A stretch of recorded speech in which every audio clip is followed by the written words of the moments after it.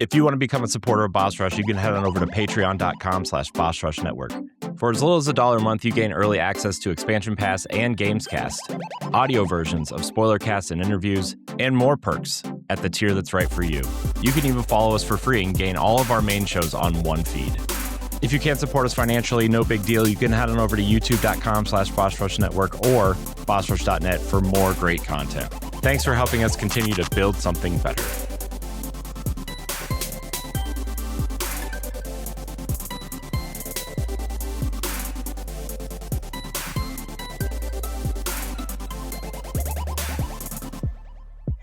Hello, everybody. Welcome to Nintendo Pow Block here on Boss Rush Network. I'm your host and Lieutenant Insider, Eddie V. Joining me is the one, the only bossman himself, Mr. Corey Dirrig. Hello, good sir. Hello, Edward. How are you? I'm doing great. And, of course, everybody, we got the stylish and sophisticated Miss Stephanie Klimov. Hello. Hi, I'm back. Yes, welcome back. By popular demand. Yes. Apparently so. And I'm here donned on my Nintendo paraphernalia. I'm ready to talk some Nintendo stuff. Speaking of stuff, Stephanie, I thought we talked about your new live stream costume. I thought we weren't gonna. Oh, you mean like the one that shows a lot more cleavage because I'm a female? My sole purpose of being on a podcast is to be Yeah. Okay, I'm gonna stop. Come on. Sorry, I'm not showing my cleavage tonight, folks. Maybe next time. I really should be like LeRon. Like for him, it's no sleeves. For me, it's. I don't think I've got the right body shape for what people are expecting of a female gamer on a camera. I mean, that's a shame. Well, that's why you're on our podcast and you know, not one of these. Do people still stuff their bras, or is that like an 80s thing? I don't know. I don't know what goes on anymore. Anyway, hey! Hello. I'm just sitting here, everybody. I'm being me. I told you. I'll tell you when you're older.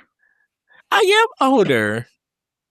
How you guys doing? It's been a long week. It's been a long week. My room is darker than normal because I've been packing and there's a bunch of boxes behind me. I sent you guys the photos of how much garbage I have, and I threw away 2 garbage bags worth of stuff, and I donated like half my clothes to the donation bin. Oh, that's nice. Also, like 3 of these totes back here are full of hoodies and shoes and that kind of stuff. So yeah, I seen the one with the 2 Adidas boxes. You know. Yeah, those aren't shoes though. Those are just cords and plugs and chargers and electronics. Okay. So. Yep. Well, Stephanie, how are you doing? Doing all right. You know, work has been very busy. Personal life, typical ups and downs. I'm just trying to put my nose to the grindstone until it gets close enough for PAX for me to be excited about it. I went and saw a movie today. I saw the new Spider-Man movie, and that was cool. Except, okay, you guys tell me this, if this is like socially acceptable or not. I walk in the theater, and this man has his seat all propped up with his bare feet. He took his sneakers off. Ew. And he has his bare toes wiggling about. No, that's not acceptable. To be fair, I don't keep my bare toes out at my house, so.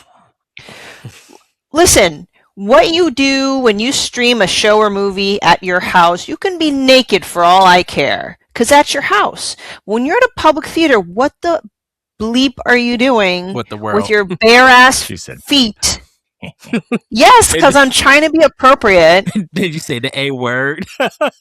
Yes, I know exactly. Sorry. Well, that can mean donkey. This is the thing about it. It's because we don't want it on the airplane or on the train or anything where a group setting is happening. If you want to do that, like you guys said, do it at your home. But when you're in a public setting, don't nobody want to smell your smelly feet. They're trying to smell their popcorn and their nachos and hot dogs and everything. They didn't come here to smell your unclean toes, old shoes, and smelly socks. That's the thing. he like didn't have sandals, which only like not that it would make it that much better, but at least his feet would have been breathing. I can't believe I'm talking about this guy's feet so in detail. But he had sneakers, and second of all, they weren't like he wasn't sitting like a normal seat where you can't really see his feet. They were propped up because they were one of those movie chairs that like lean back and prop your feet up.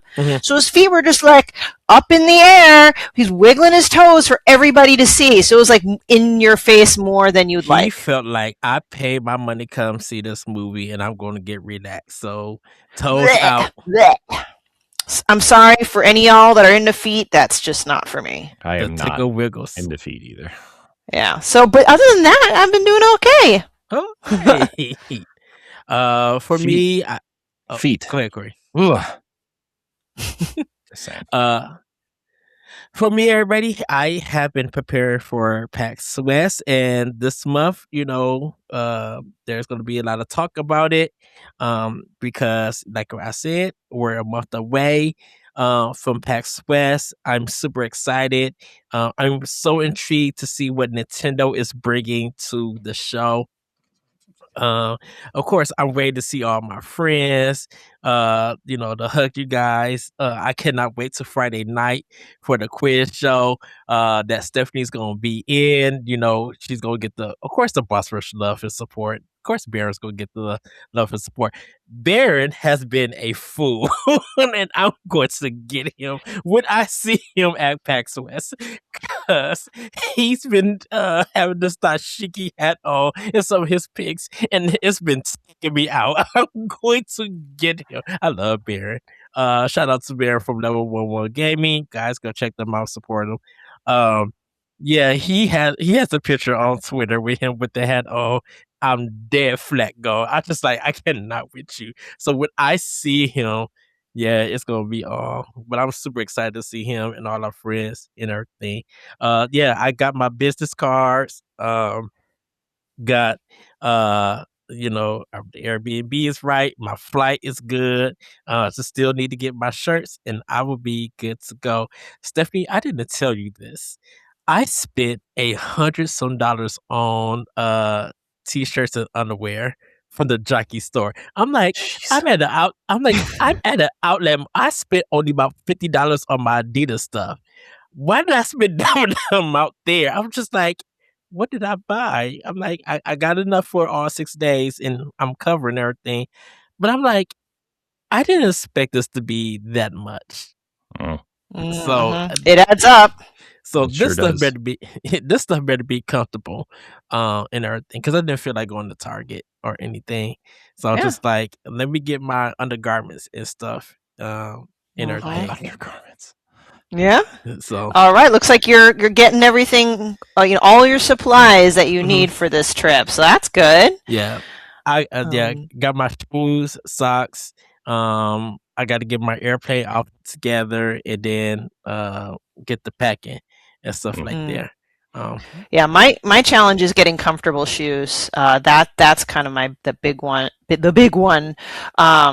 Everyone, but as Ed said, in case I'm not back on a Pow Block before PAX, I'll be at PAX 2, and I will be on trivia. I'll be on the panel, so hope to see some of y'all there. Yeah, I'm going to try to get all that promoted this week for the next few weeks, including the trivia stuff. I haven't shared this on social media with anybody yet, like the images, but I'm really excited for the brand kits. Yes. Those they are so hot. I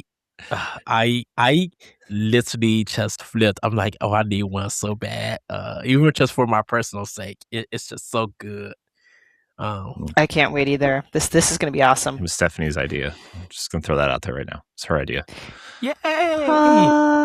Wasn't mine. It's great. Because we love our physicals, even though Sony is soulless. They're not soulless. You're soulless. Get out. Fired. They're not backing down from their decision. We will see what happens with PlayStation 6. First of all, we all are ready for the price. And that's just it. I really wonder though, this time are the hoarders. No, not hoarders. The people who who try to like reseller the resellers. If they're The scalpers? scalpers, if they're going to try to snag a lot of PS6 and try to treat it like the PS5 this time. Because I'm like, if they don't, man, that's gonna be like y'all snatched all of these systems up and nobody's buying them. So once again, not only are you stuck with the bill trying to pay them off, but you stuck with some systems that nobody is gonna be really buying because of the situation that's going on now in the next 2 years, I should say. So. Yeah, I think scalpers are just here to stay. I hope they trip on a rock. And listen, I didn't say Sony was stupid, okay? They're doing what's purely a business decision that a lot of us really heavily dislike. You can still be a smart businessman and have no soul, so hey. Whatever. So, yeah. Well, we shall. Yeah. So I'm getting ready. For it, I bought extra a cord for the old Apple phone, so in case if people need them. I was actually at my other work. I was working today, but I was at another place, and they had one of the cords. It was only 4 feet for like $1.80. So I snagged one. I was just like, in case anything happens, I have the cord. Whether someone needs it on the plane or one of us need it or whatever, I'll have a cord ready to go. I'm trying to, get prepared and secure and stuff. Oh, you're like a Boy Scout or Cub Scout. That's awesome. I tried. I think when I do stuff like this and I get excited, I love to like literally prepare and everything. Because I'm not saying I do stuff at the last minute, because I admit I do sometimes. But like this is I always feel like when we go to these conventions, it's a big thing. It's a big experience. I have fun every time that I go with you guys, because I'm like, this is the time when I get to see my whole crew in person. And this is the time that I get to laugh. We get to come with our inside jokes. We get to have discussions. We get to with idols and everything. And witness Ed when he cleanses his soul. Oh God.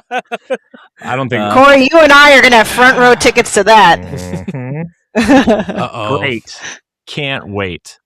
You better cleanse your soul at the convention center before you come home, Ed. You're sleeping outside.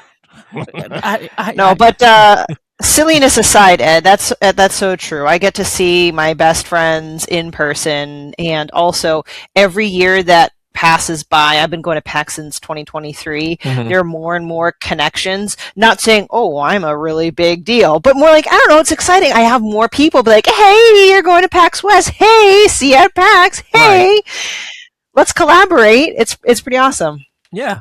And it's just, oh, go ahead, Corey. Oh, I was just gonna say, like, it almost feels like more people are starting to go to PAX East though, because the bigger conventions are in the fall, like Gamescom and Tokyo Game Show, and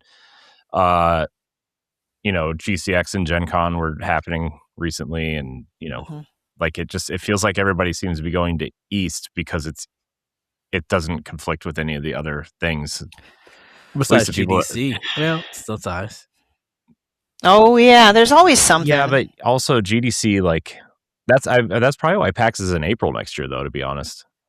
Oh yeah. I don't know. I mean, I told you, Corey, like I really want to go to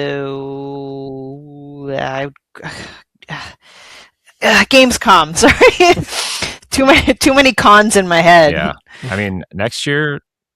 I mean, here's the thing: we're invited to Gamescom every year, but it's so expensive to get there. Hey, who wants to sponsor Boss Rush to go to Germany or wherever it is? For a low fee of $1,000, we can take up to 10 sponsors. So chop chop. Oh wow. We'll make 12 work if it really. We really that's with passports and all of that stuff. Yeah. Oh, I got to renew my passport next year. I gotta soon. I gotta get one. Anyways, enough about our social lives. We're so social. Yeah, I don't know. Stephanie, you've done a lot of interviews recently. I sure tell have. us about them. I've been a very busy girl. Surprise. So, hey, one that one recently. So there are a bunch of Boss Rush spotlights, the interview series. One released for Indiepocalypse. And that's a very interesting one because I've seen this person at PAX booths for a long time, and I always walk by and say, "Hey, that's cool. I'll be back," and then I get swept into 1,000 different directions. And basically, Indiepocalypse is run by a wonderful gentleman in the Northeast Coast. Wow, New England, and he helps provide a publishing platform, so to speak, for indie games, but like in a small way. So he has like a place in itch.io, and it's like a monthly anthology, like a curation of indie games. And when he's at PAX or events like that, sometimes he will have like games on a USB stick, which is kind of funny, like physical. Here we go, like Necromancer of Nowhere, he was able to put their game on USB and they could sell physicals on it. And what I love too is that they're very unique cover art. So wonderful interview, really super creative and innovative. We want to get the word out there for, ways for indie games to, to be distributed. I just finished recording one, and I don't know, Corey, if you know when it'll be published. This wonderful husband and wife dev team. I know they have a larger team, but they're like the founders behind Letters Lost, which is a first-person, like atmospheric, spooky, puzzly game where you work in a post office and you are just there to work there for the rest of your life, and you need to kind of escape your job. So it's like cozy, but like an atmospheric, spooky, really wonderful people to talk to. It was a fantastic interview. It'll be up this week. It'll be up in a couple days by the time you hear this episode of Pow Block on podcast feeds. I'm going to try to get up Thursday or Friday. And what I love about them, I think, the developers of Letters Lost, it's on Steam.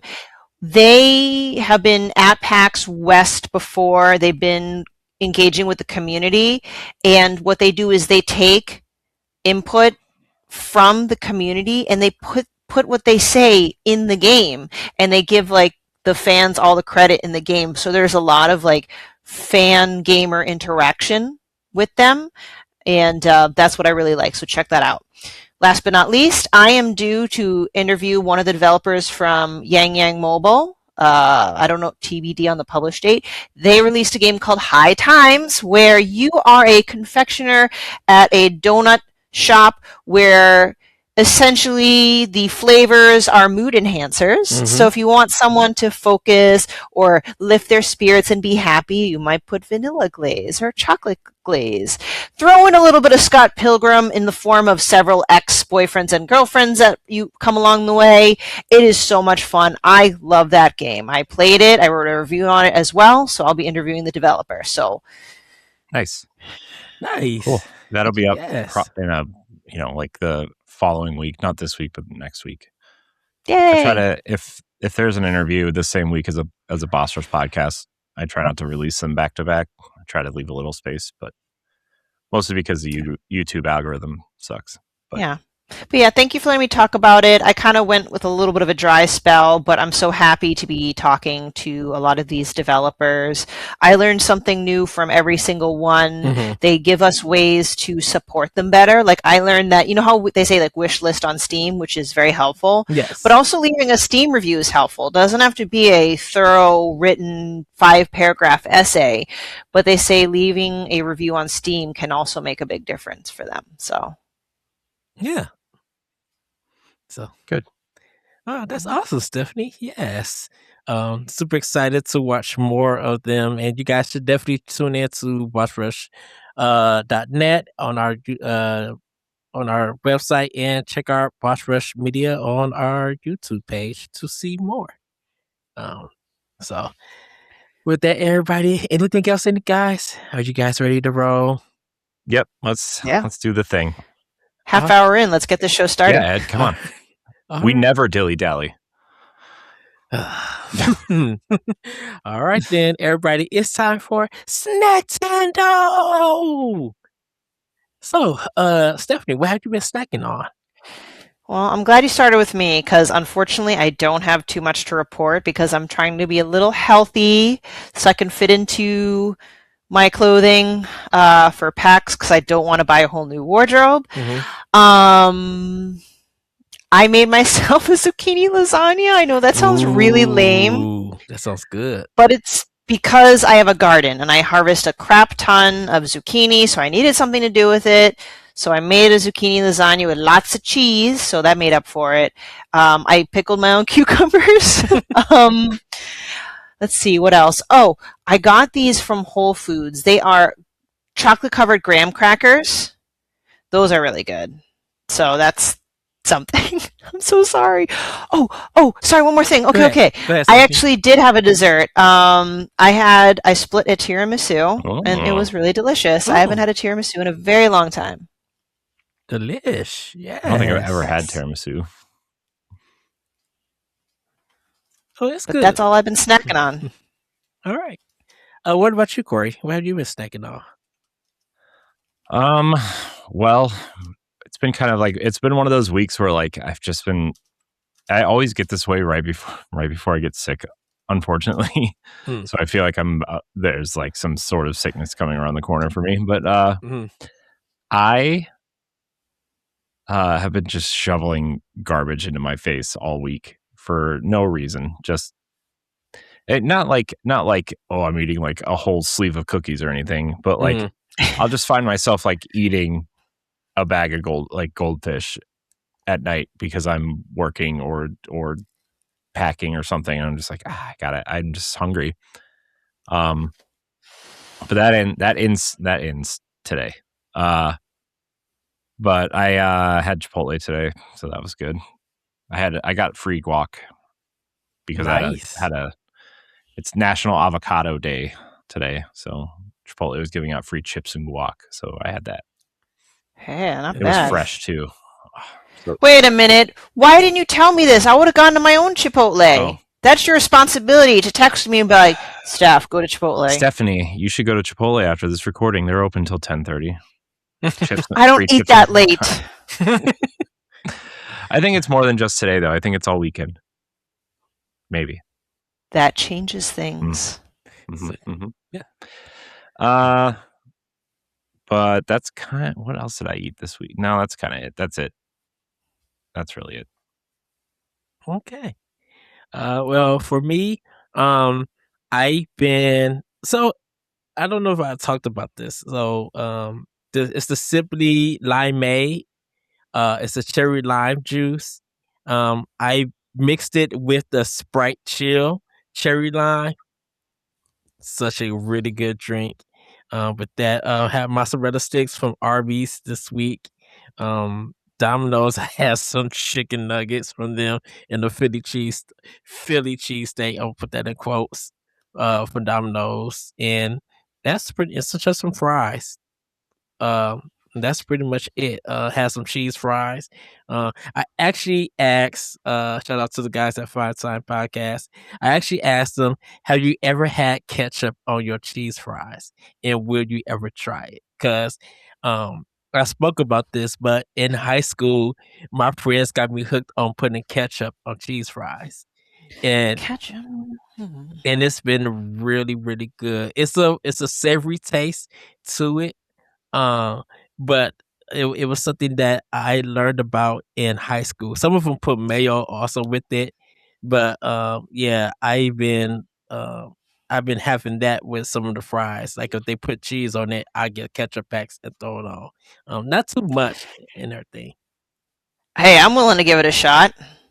Yeah, it's so good and everything. So that's pretty much what I missed. And Haagen-Dazs ice cream, because they've been having buy one get the second one free. So they're one of my favorite brand of ice cream. It's just so rich and creamy. Yeah. Yeah, I've been eating. Been having some of those. Definitely when it's like really hot and I get off of work, I just have an ice cream like to cool down and everything. Because this week, Lollapalooza is happening. If you guys are watching it live, so I I've been avoiding the train, but I got on the train Thursday, and that mug was super hot. I was just like, let me get some ice cream because all of these hot bodies on here. I was like, oh goodness, even with the air conditioner on. So yeah. So that's pretty much what I've been snacking on. Hot bodies with no air conditioning on. That sounds. It is it's something. But with that, everybody, it's time for Playing with Power. Corey, what have you been playing with Power? Oh, geez. I've been playing a lot, but nothing really that new. I mean, Xenoblade is the game I've been playing the most, but there's nothing else to say about it until I actually like finish it. So, I did play like the training course of Splatoon Raiders, and spoilers, everybody, it plays just like Splatoon. If you know how to play Splatoon, you know how to play this. Yeah, but I heard it's got amazing reviews. Isn't it like the highest reviewed Nintendo game of the year? Yeah. Yeah. I mean, I haven't gotten that far, so I mean, you know, I played the tutorial level because my kids were into it, and then they got distracted, and I'm like, well, I don't want to play this right now. But I mean, it plays like Splatoon, and Splatoon's a great game if you're into it. It's just not my thing. Right. But I mean, but that's because it was lacking some sort of like major single player component. It has a campaign, but it's like basically just teaching you how to shoot the guns and to use in multiplayer. So, yeah. Speaking of guns and lack of multiplayer, Halo Campaign Evolved. I played the first 2 levels of that, and I'm like, I'm good. I've played this 1,000 times. Now, I know I'm in the minority, it seems like, on the internet. Jesse texted me today, actually. He said that it's like Resident Evil 2 remakes amazing in terms of remake. I'm like, wow, it's been very divisive with people. You know, with their reviews. It's just like it looks good, it plays good, but it feels like if you already experienced this game, there's really no need. Like you can't really tell like a difference, or you know, it's something that people feel like they're not getting nothing out of it for it. Yeah, I don't know. I've just played Halo 1 so many times, right? I mean, when I had the original Xbox, that was like one of like 5 games I had for Xbox, right? And like I've played through that campaign seriously probably 20 or 30 times at various degrees with friends. Like even when the remake came out for Xbox 360, when the Master Chief Collection came out, when they fixed the Master Chief Collection, I played through it. Like I've played through it so many times that like, and look, I'm not saying it doesn't look great. It looks really good, but it's, you know, it's Halo. You know, I mean, I would rather play something new in that universe. I don't want to play the first game again. You know, it has quality of life things, right? Like aim down sights and sprinting and stuff, but like that's just FPS now, right? I mean, every FPS has that. So, I mean, unless you're like a huge, and there's no multiplayer component. Like if I was to tell you to go spend $50, I'd say go buy the Master Chief Collection because you get 6 campaigns and multiplayer, right? Like and the Halo 2 remake multiplayer. So like I don't know. A lot of people feel like, and this has kind of been one of the discussions of it, why Nintendo gets away with doing things like this, but anyone else, whether it's Microsoft or Sony, they, you know, people got divisive opinions about it. But if Nintendo does it, you know, it's like all the rage, you know. And I think it's because of there's still a lot of stuff that people there's a lot of games that Nintendo has that people haven't played, you know. So when the Prime Remaster came out, it was a different format and controls and everything. So, they had to change the controls. They also were able to, make the game look and run differently than the original one. Because don't forget, at that time, PlayStation 2 was leading. People were trying to figure out, how do I play Metroid Prime with the controls that they have after I've, have these analog sticks and playing games like Halo and Call of Duty and Battlefield and stuff like that. It was just a hard thing. But then you realize people wanted Prime Remastered. They want the trilogy to come, even when it was on the Wii, when the Prime trilogy came out there. People wanted that game because some of them, they just haven't experienced that game on the GameCube. Hey, speaking of which, where's our Metroid Prime 2 and 3 ports or remaster? Let's go. I mean, go ahead, Corey. I was going to say the Metroid Prime 2 is probably coming to NSO, and then 3 will end up on the Wii NSO whenever that drops. Yeah. As long as it eventually comes in any way, shape, or form. At this point, I'm like, at least be available. Yeah. I'm a little bit surprised they didn't at least drop 2 on NSO before 4 came out. Right. I thought they were going to bundle 2 and 3 together, like in a remastered, like a bundle, I guess. I said bundle too many times. Oh, well. But like they did with Pikmin 1 and 2, but they didn't. And I was like, oh, that's weird. Yeah. So this is proof that no one can truly just predict what Nintendo's going to do. Yeah. But I think people just feel like Nintendo gets away with their classics, like their re-release or their remasters. And when other companies do it, it's like no fanfare. People just like, okay, they just did it. Mm-hmm.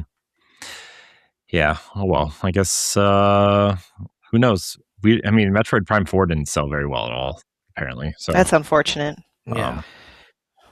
But I think Metroid Prime 4 just had issues with the development before the game came out. Mm-hmm. So I hope that rumored Metroid, I forgot what like the project name or code name was. I hope that's a 2D one, because I felt like Metroid Dread was really good.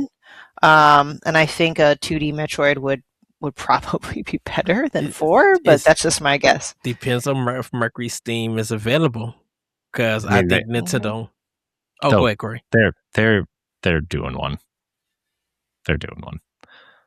I don't know. Metroid Dread is like those 2 Metro games they did are like the only things of any note that they've like made that have any kind of positive reviews. Those Castlevania games they made were, not very well liked, and that Batman 2D Batman game that was essentially a Metroidvania was also very bad. Whoops. So, look what you can do with Nintendo oversight, though, I guess. Yeah. They made Metroid 2 good. Yeah, they made more people play Samus Returns. And that showcase on how good they can handle that series. Or the IP, I should say. Doesn't matter. It's fine. All right. I don't know. Metroid Prime is not really my thing. I want to like it, but it's just not my thing. And I think, unfortunately, that's kind of how a lot of people have felt over the years. Like, everybody loves the first one because it was so different, but it really seems like the quality has dipped from entry to entry to entry. And I think that's why they shifted from Metroid to Donkey Kong, to be honest. With retro. Yeah. And then they all went to go work on Halo, and then now they all came back to work on Metroid 4, which is why they look so similar. Oh, it's fine. Huh? Halo 4, though, very good. I liked Halo 4 a lot. It's so funny when people hear that I love Halo 5 better than 4. 4 was good. I have no problem with 4. You're the one person who likes Halo 5, so. Yeah. I think it's because I got to have, I think with the switching of the characters and the level design in that game and the fights just felt so good. The gunplay was great, but More people get on it. I think about the story with that game than anything. But aside from playing the strange games with my kids, not strange, but just like the games that they love, right? Like Mario Kart and Ninja Turtles and Power Rangers and all that garbage. Stephanie and I have been making our way through this little game you may have heard of. I don't know. Nobody really likes it, I guess. The Legend of Zelda Ocarina of Time. Nice. On that NSO platform. Even though I'm really doing all the work, Mr. Hey. I hope you 100% the game, and then you're busy texting people. That's not true. Okay, maybe a little true. But I have the guide. I'm guiding. What guiding are you doing? I'm doing about as good a job as Navi does. Okay, so. Oh, wow. No, but it's fun. I honestly didn't understand what playing Ocarina of Time together meant when you first said it, but I was still excited nonetheless. So we just connect through game chat, and he sees what I'm playing, and it was a nice time. At first, I was like, "Oh, it would be cool if we could stream it or record it, because for content, because it's Zelda and the remake's coming out." But I'm actually kind of glad we just like chilled, so we could fully relax and not feel like it was performative. And let me tell you something.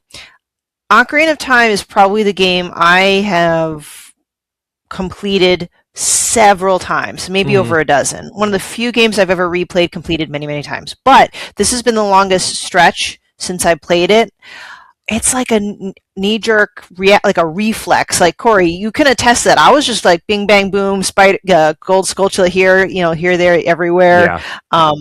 Now, granted, we only got up to Dodongo's Cavern. I mean, maybe my memory won't be so good in the adult levels, but it was a nice feeling.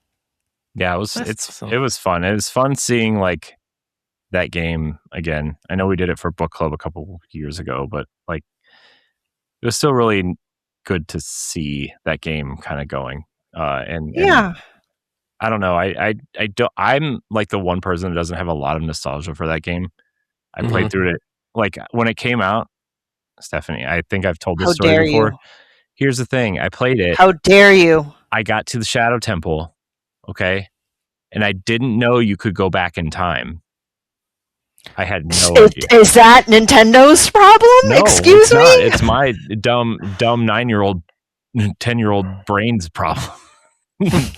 But then I beat Majora's Mask before I beat Ocarina of Time. And then I went back. I was like, I should probably finish Ocarina of Time. So I bought the guide for both games, even though I'd already beaten Majora's Mask. I still haven't beat Majora's Mask. Ed, it's all right. It's all right. You play Majora's Mask with Corey, and he'll walk you through with a guide. I'm sure he'll help out a lot. I will.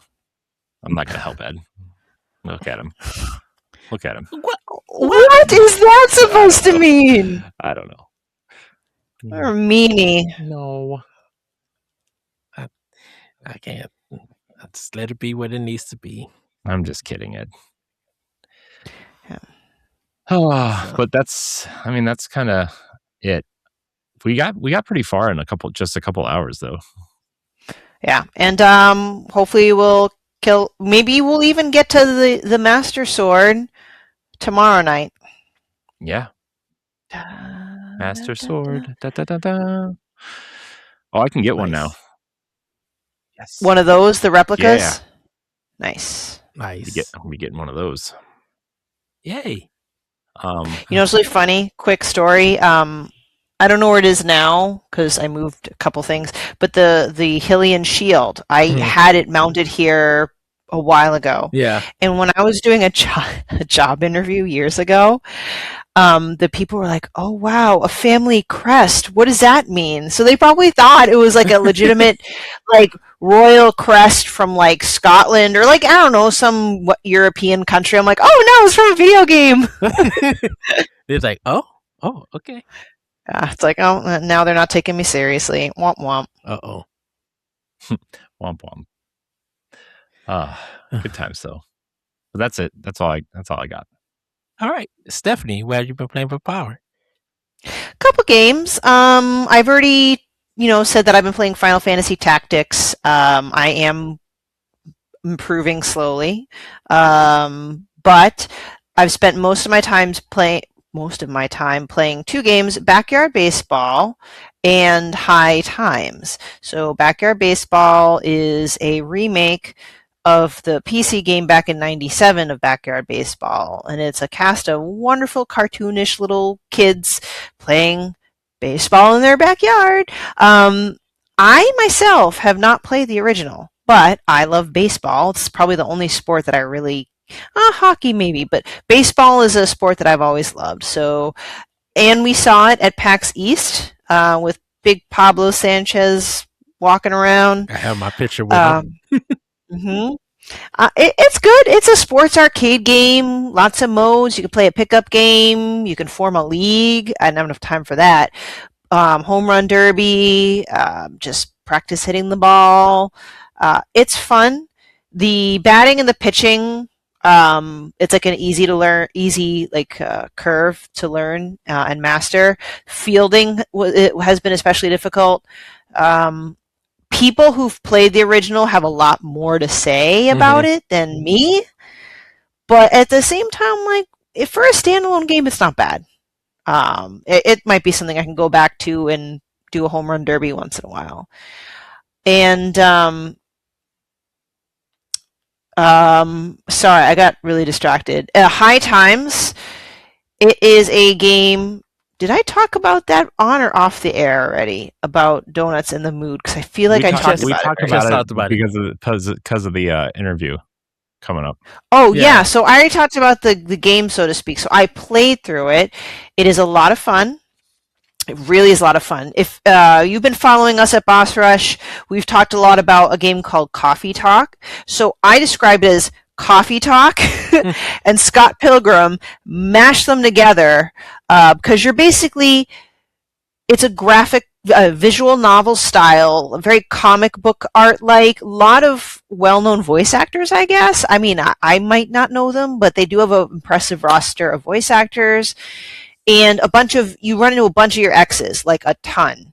And other customers, and you listen to their stories and you serve them mood-enhancing donuts depending on what they want. So it is like Coffee Talk in that sense, and it's like Scott Pilgrim in a sense that you have to deal with a bunch of crazy exes. So it actually is quite fun, and I highly recommend it. So that's what I've been playing. All right. Well, everybody, I've been playing Splatoon Raiders. I am close to the end. Right now, I'm like at the final area where I got to go through some levels. I may have to call for some help, which calling no help and helping people are so easy. It takes about 30 seconds because they're trying to find the matches and find people, and you guys raid and then go about the day. Really, really fun. That's how you also be able to get some higher rated weapons on it. Just been having a great time with it. When been doing solo stuff, I've been getting my tail kicked, but I've been having so much fun going back. And that's kind of like the thing about this game. Like if you lose, don't worry, you're not gonna really lose stuff. But if you are with friends, or not with friends, if you with different people that you call for help, or with friends, if you guys don't finish the raid, you do lose everything. And we have to do everything all over. But I've been having so much fun with that. So I'm super excited to get to the ending and see it through. Last but not least, I've been playing Mistfall Hunters.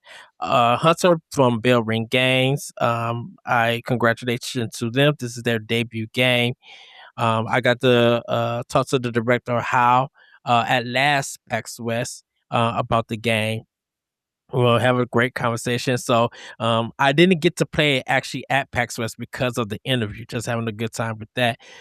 But I started my character, so I am I use an arrow for my weapon, and just been having so much fun. It looks really, really good. There are some things that might look weird. I've been having some button press problems. Like it'll say press X, but you gotta kind of like highlight it first with the with the directional the movie thing that's on it on the screen, and then hit X or whatever. So I'm just like, oh, this is stuff that they don't teach you because they're trying to treat it as like a PC game on a console on it, because I'm playing it on Series X. So I did get to finish the tutorial, so I'll be starting like my full journey with that game soon. But Mistfall Hunter is my like latest game for Xbox. I'm super excited to play more of it. And then yeah, that's kind of what I've been playing with Power. So yeah. Guys, do you have any things to show, like show and tell? I don't this week, so take it away. I guess Corey, right? Yeah. So some of it are in these boxes, and some of it's over on the shelf. But I actually got quite a bit this week. I got a second Pro controller. Nice. I got the blue and yellow Joy-Cons for my Switch 2. Nice. Even though they don't really show any. Oh, the Splatoon ones? Yeah. Are they Splatoon ones? Yeah. I guess they. I think so. So yeah. So I'm doing that, I got that, and then I got a couple physical games to go in my collection because I'm trying to get those back after getting rid of them for reasons. And what else did I got something else too, but I forget now. So, I got a Joy-Con charging stand because my kids like to use the Joy-Cons, especially in Mario Kart and Mario Party. Oh, okay. And they love to like steer the cars and do the motion mini games and stuff. So figure I needed some charging kind of thing. So okay. And I also got the one of the Splatoon amiibo. I don't remember which one. The blue-haired girl that everybody seems to be thirsty over. Yeah, she's kind of like almost the like leader of her crew in that game. Aren't they kids? Do people have problems? Aren't they called squid kids for a reason? They're children, people. Well, with that, everybody, it's time for Family News.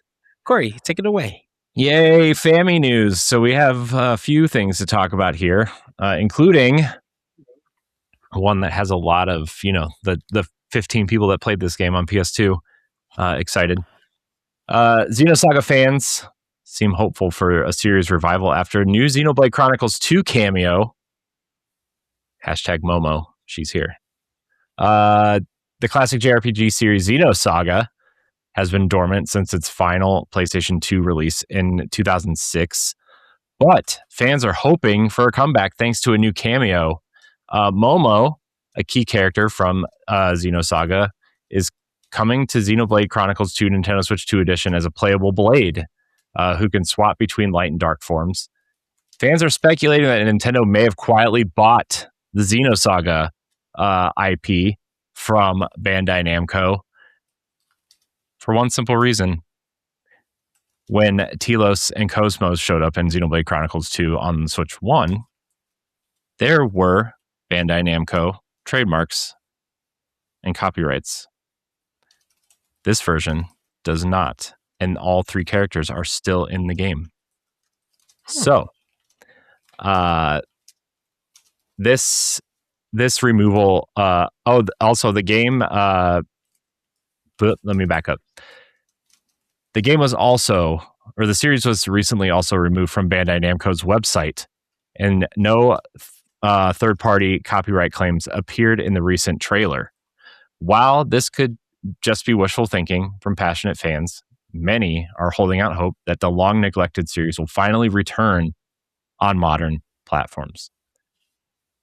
I hope to God they remaster this series. I love Xenosaga 1 and 2. 3 could have been done better, but long story short, Xenosaga was supposed to be 6 games, and they crammed because their timeline was so short, they crammed half of the third game into the second game, and then the third game was covering the story that was supposed to be covered in 3.5 games. So the last one is like, it's fine, but the first game specifically is an incredible first entry to a JRPG series. It's awesome, and I hope that they remaster this.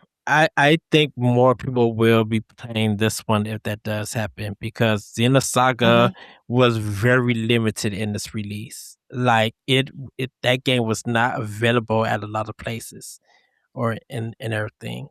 So if this is true, that's going to say, I think they're going to be able to re-release these games. I think probably after Genesis comes out.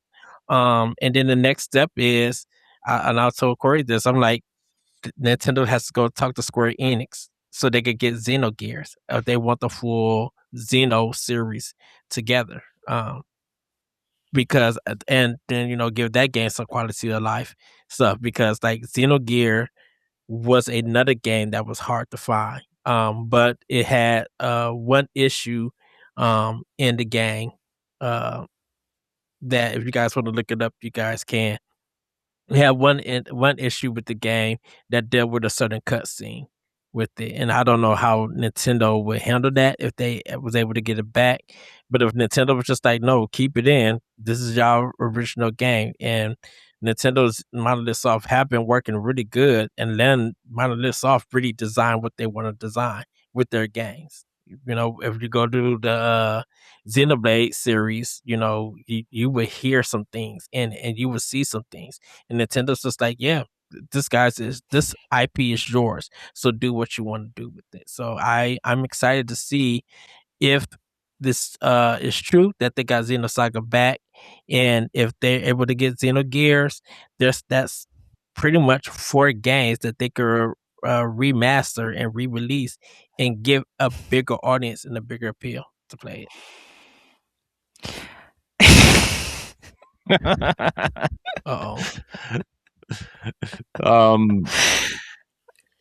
And I will say, I have not experienced those prior games, but between like you and Corey, like this is like a win-win for both old fans and potential new ones like myself. The way you guys talk about it, but like at least like years ago, I'd be like, man, I'll never have a chance to go and play that. I sold my PS2, like so this is another great opportunity, and I hope they take advantage of it.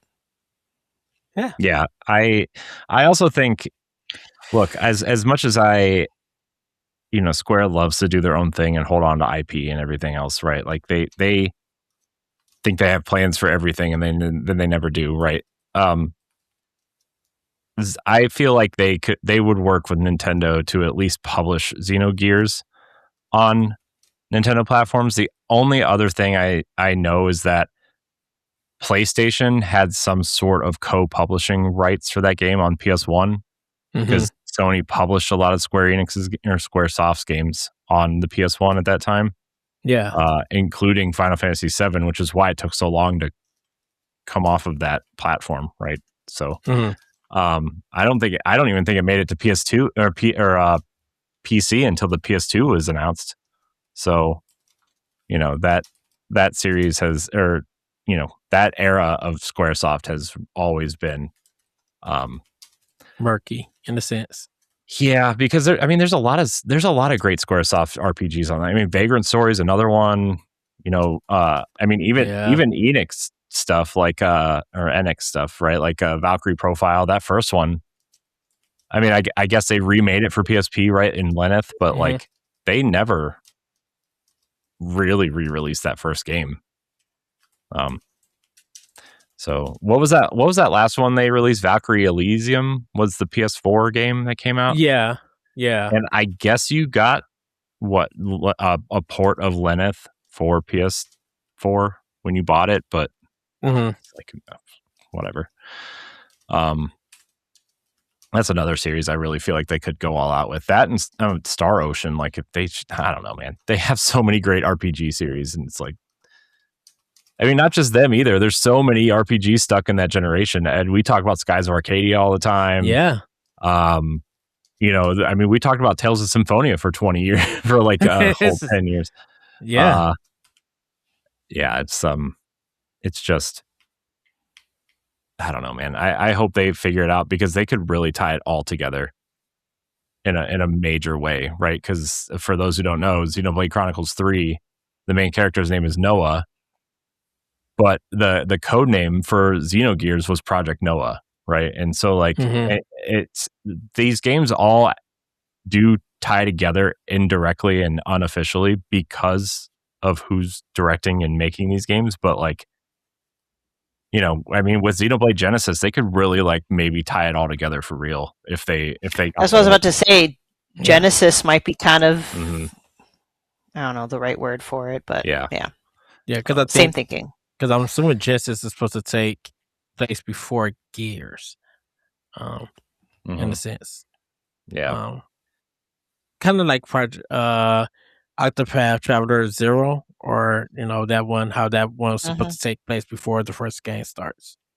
Yeah. I don't know. I think Monolith does amazing work. I mean, you look at everything that they've done since Nintendo has acquired them, right? I mean, even before, right, with Bat and Kados on the GameCube. I know a lot of people love those games. I know there's an HD version available on the Switch right now, but Xenosaga, Xenoblade, even helping with Zelda and Splatoon and Donkey Kong, like they've done so much for Nintendo that they are Nintendo's workhorse studio for sure. All reliable. Yep. Yeah. I would love to see them take on an entire Zelda game at some point, like by themselves. See what that looks like. Shoot, it kind of feels like it with like Breath or Tears. Maybe the next Zelda game that I wish, but I don't know if Nintendo would let them be in charge of a mainline game. I would like them to try, but well, then give them a spinoff. Give them like a Zelda. You play as Zelda, or like a give them the Twilight Princess spinoff where you play as Midna in the Twilight Realm. Let's do it. Give it to me. All right. Speaking of, well, nope, we're not there yet. Let's talk about that co-op game coming out, Orbitals. It was announced recently that Orbitals is launching with a free Friends Pass and local co-op demo ahead of the September release. The upcoming Nintendo Switch 2 exclusive Orbitals is making it easier than ever for friends to play together. Developer Shape Farm and publisher Kepler Interactive announced a free global game pass, Friends Pass app, releasing alongside the game on September 3rd. Similar to the mechanics in games like It Takes Two, this app will allow anyone to join a friend's online game for free as long as one player owns the full copy. Additionally, the Friends Pass app doubles as a standalone demo, letting two players test out the game's opening chapter and local co-op before deciding to buy it. I love when games do this. I think this is the best thing co-op games do. I think very user-friendly. Yeah, I mean, I think that's why It Takes Two and the Joseph Fares games are so popular, right? Is because you get a copy for free, essentially, as long as you play with someone. And you have to play with someone, so... Yeah, I know. I'll be picking this up when I'm in Seattle. Since it's going to be the day I get there for PAX is the day it releases, so I'm gonna buy it there. I'm super excited to play this game, and just hearing for all the previews about this game, and to allow people to try out the game the day it releases with someone owning the full game. That's going to be I think that's going to help push more sales for a game like this, because it is a new IP and it's something that people are hardly looking forward to on Switch 2. All right, now let's talk about Zelda. My favorite topic. Ocarina of Time. We've heard of it. Yes, it's a classic. It has been rated for Switch 2 officially. Whoops, that was wrong. I scrolled up on accident. I'm sorry, everybody. It is wrong. It's rated M for mature. That's a different Zelda game. I think you downloaded the wrong one. Nintendo. Jeez. Nintendo's upcoming remake of The Legend of Zelda Ocarina of Time for Switch 2 has officially received an ESRB rating on its US store page. The game has been rated E for everyone, 10 and up. 10 and up, which means what? 10 plus. What color will Ganondorf be coughing up at the end of the game? It says for, quote, color? animated blood and fantasy violence. Oh my gosh. Matching the classification previously given to the 3DS remake. While the ESRB's official website has not published the full listing yet, the updated store page promises that players can expect upgraded visuals and modernized designs alongside the classic gameplay. Classic gameplay? Can we update the gameplay a little bit? Unless they're going to let us use the N64 controller like Star Fox, then They probably will. I mean, I'm thinking the core mechanics will be the same, but obviously there'll be a lot easier things like equipping things. You don't need to go in the main menu every single time. What I heard on the Zelda cast that I think would be cool, don't know if they will, is when you're managing items, you could do it in a way like the Wilds eras, like where it's on a wheel. Yeah. But I think with the controller now having so many buttons, I think you could set a lot of things to it, and they may give you an option to like switch your preset while playing the game, so you don't have to stop for stuff. But I'm like, I think it was E when it came out on N64 anyway. Because it really wasn't like that blood. No, really wasn't that any kind of blood in the game that I remember when I played it. Well, they color corrected Ganondorf's blood because so bad. If you have the gold cartridge, it's red. If you have the gray cartridge, it's green or puke. So that means if you got the golden one, you probably grew up to be a very violent person. I'm so violent. Oh wow. Anyways, you could tell by those big blue eyes. I know. Apparently. I mean that's the sign of a killer. Wow. Man, I'm gonna start podcasting with my eyes closed. Stop it. Oh wow. Ed, you're gonna have to read for me, but all right. Let's talk about another great game that I would love to have on Nintendo Switch 2. Ed, you don't get to say anything mean about this game. You haven't finished it yet. I'm not saying nothing yet, so you can. I know why Stephanie get a pass and I don't. I'm not going to say nothing mean about the game. Because you haven't finished the game and you've already made a judgment on it. I didn't make a judgment. Okay, I'm going to finish the game. I didn't make a judgment on it. Ed, eat a snack. You're getting upset. It's time for Ed's snack Tendo break. Strawberry. See, he's got it ready. All right. Clair Obscur devs say they still want a Switch 2 port, but warns it's a massive technical challenge. Interesting. I mean, they got it running on Xbox Series S, so just saying. Oh. It runs like garbage over there, but it works. As do most games, to be fair. The developers behind the acclaimed role-playing game Clair Obscur Expedition 33 are still interested in bringing the title to Nintendo Switch 2, though nothing is official yet.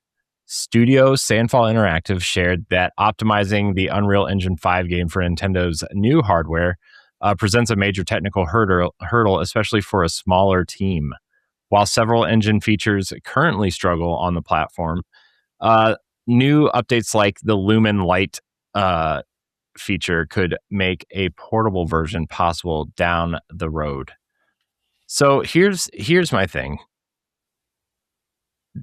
It's clearly in development for Nintendo Switch 2, right? Yeah. I think, one, they've made enough money that they don't have to port it themselves. Kepler also made a pretty penny off of this game. They could have somebody port it also. And then sorry, I got distracted by a thing. And then like it already runs on Steam Deck and Xbox Series S. So it's already running on low power platforms and low fidelity platforms. It doesn't have to run at 4K. It can run it. Let me back up. you have games like Resident Evil, right? Again, I know Capcom's much bigger, right? But you have like Resident Evil and Pragmata, these heavily technical showcases essentially for the PlayStation 5 and the Xbox Series X. They're running on these portable platforms, and they're running on Switch too. I'm wondering, I mean, I'm sure, especially given like the size of the team, it's not going to be like so easy and you can do it with your eyes closed, but I feel like what the news source, took that statement and just ran with it and maybe made it a bigger sounding deal. Like maybe they were just saying like, yeah, it's going to probably require a little bit more work. That they'll be fine. It'll be fine. It's fine. This is, for me, it's like a no big deal. I don't know. I was going to try and come with a cool way to say it, but a nothing burger. Well, I think it's because of, with them working with Unreal Engine and, them being ex-Ubisoft developers and stuff. I think they're trying to see. I think they're like, while it's in development, they're testing stuff and they can't really say anything because they know, first of all, the money is there. So any money that they spend on, doing this or getting or hiring some people to make this version for Switch 2, they'll get that money back and then some if it plays right. Mm-hmm. And everything. And I think it's a good learning experience for them to see how the Switch 2 runs, how to optimize it for it and everything. It will make it easier to probably even put their next game on Switch 2 because they already learned on what they need to do for it. But we'll see. I think if they learn anything, we probably won't hear nothing until next year, and everything. Mm-hmm. And they could get Panic Button also, like to help them port. I think is it Panic Button, Corey? Or yeah, but also like Nintendo owns that porting house in Miami that they could totally help them out with. So there's a lot of ways they could do this. Here's my theory: it's already in development. They already have a deal made. At the next Nintendo Direct, Nintendo will announce it because Nintendo has to control the message of all their third-party games. That's my theory. I'm shocked it wasn't announced during the Summer Direct, but there are also like 800 games announced. So.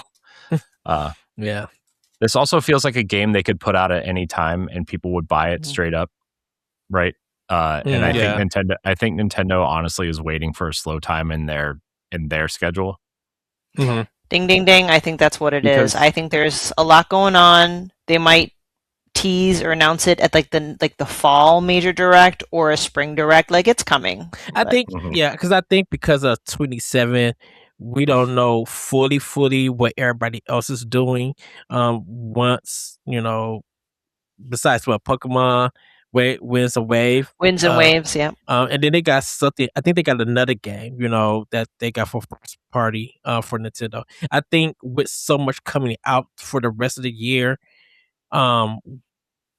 we could wait for that game to come out, and then when it's like kind of empty or like Ori said, a space that needs to be filled in, that's when that game could hit. Like they literally could throw that game out next April, next May, or next June, and people would eat it up.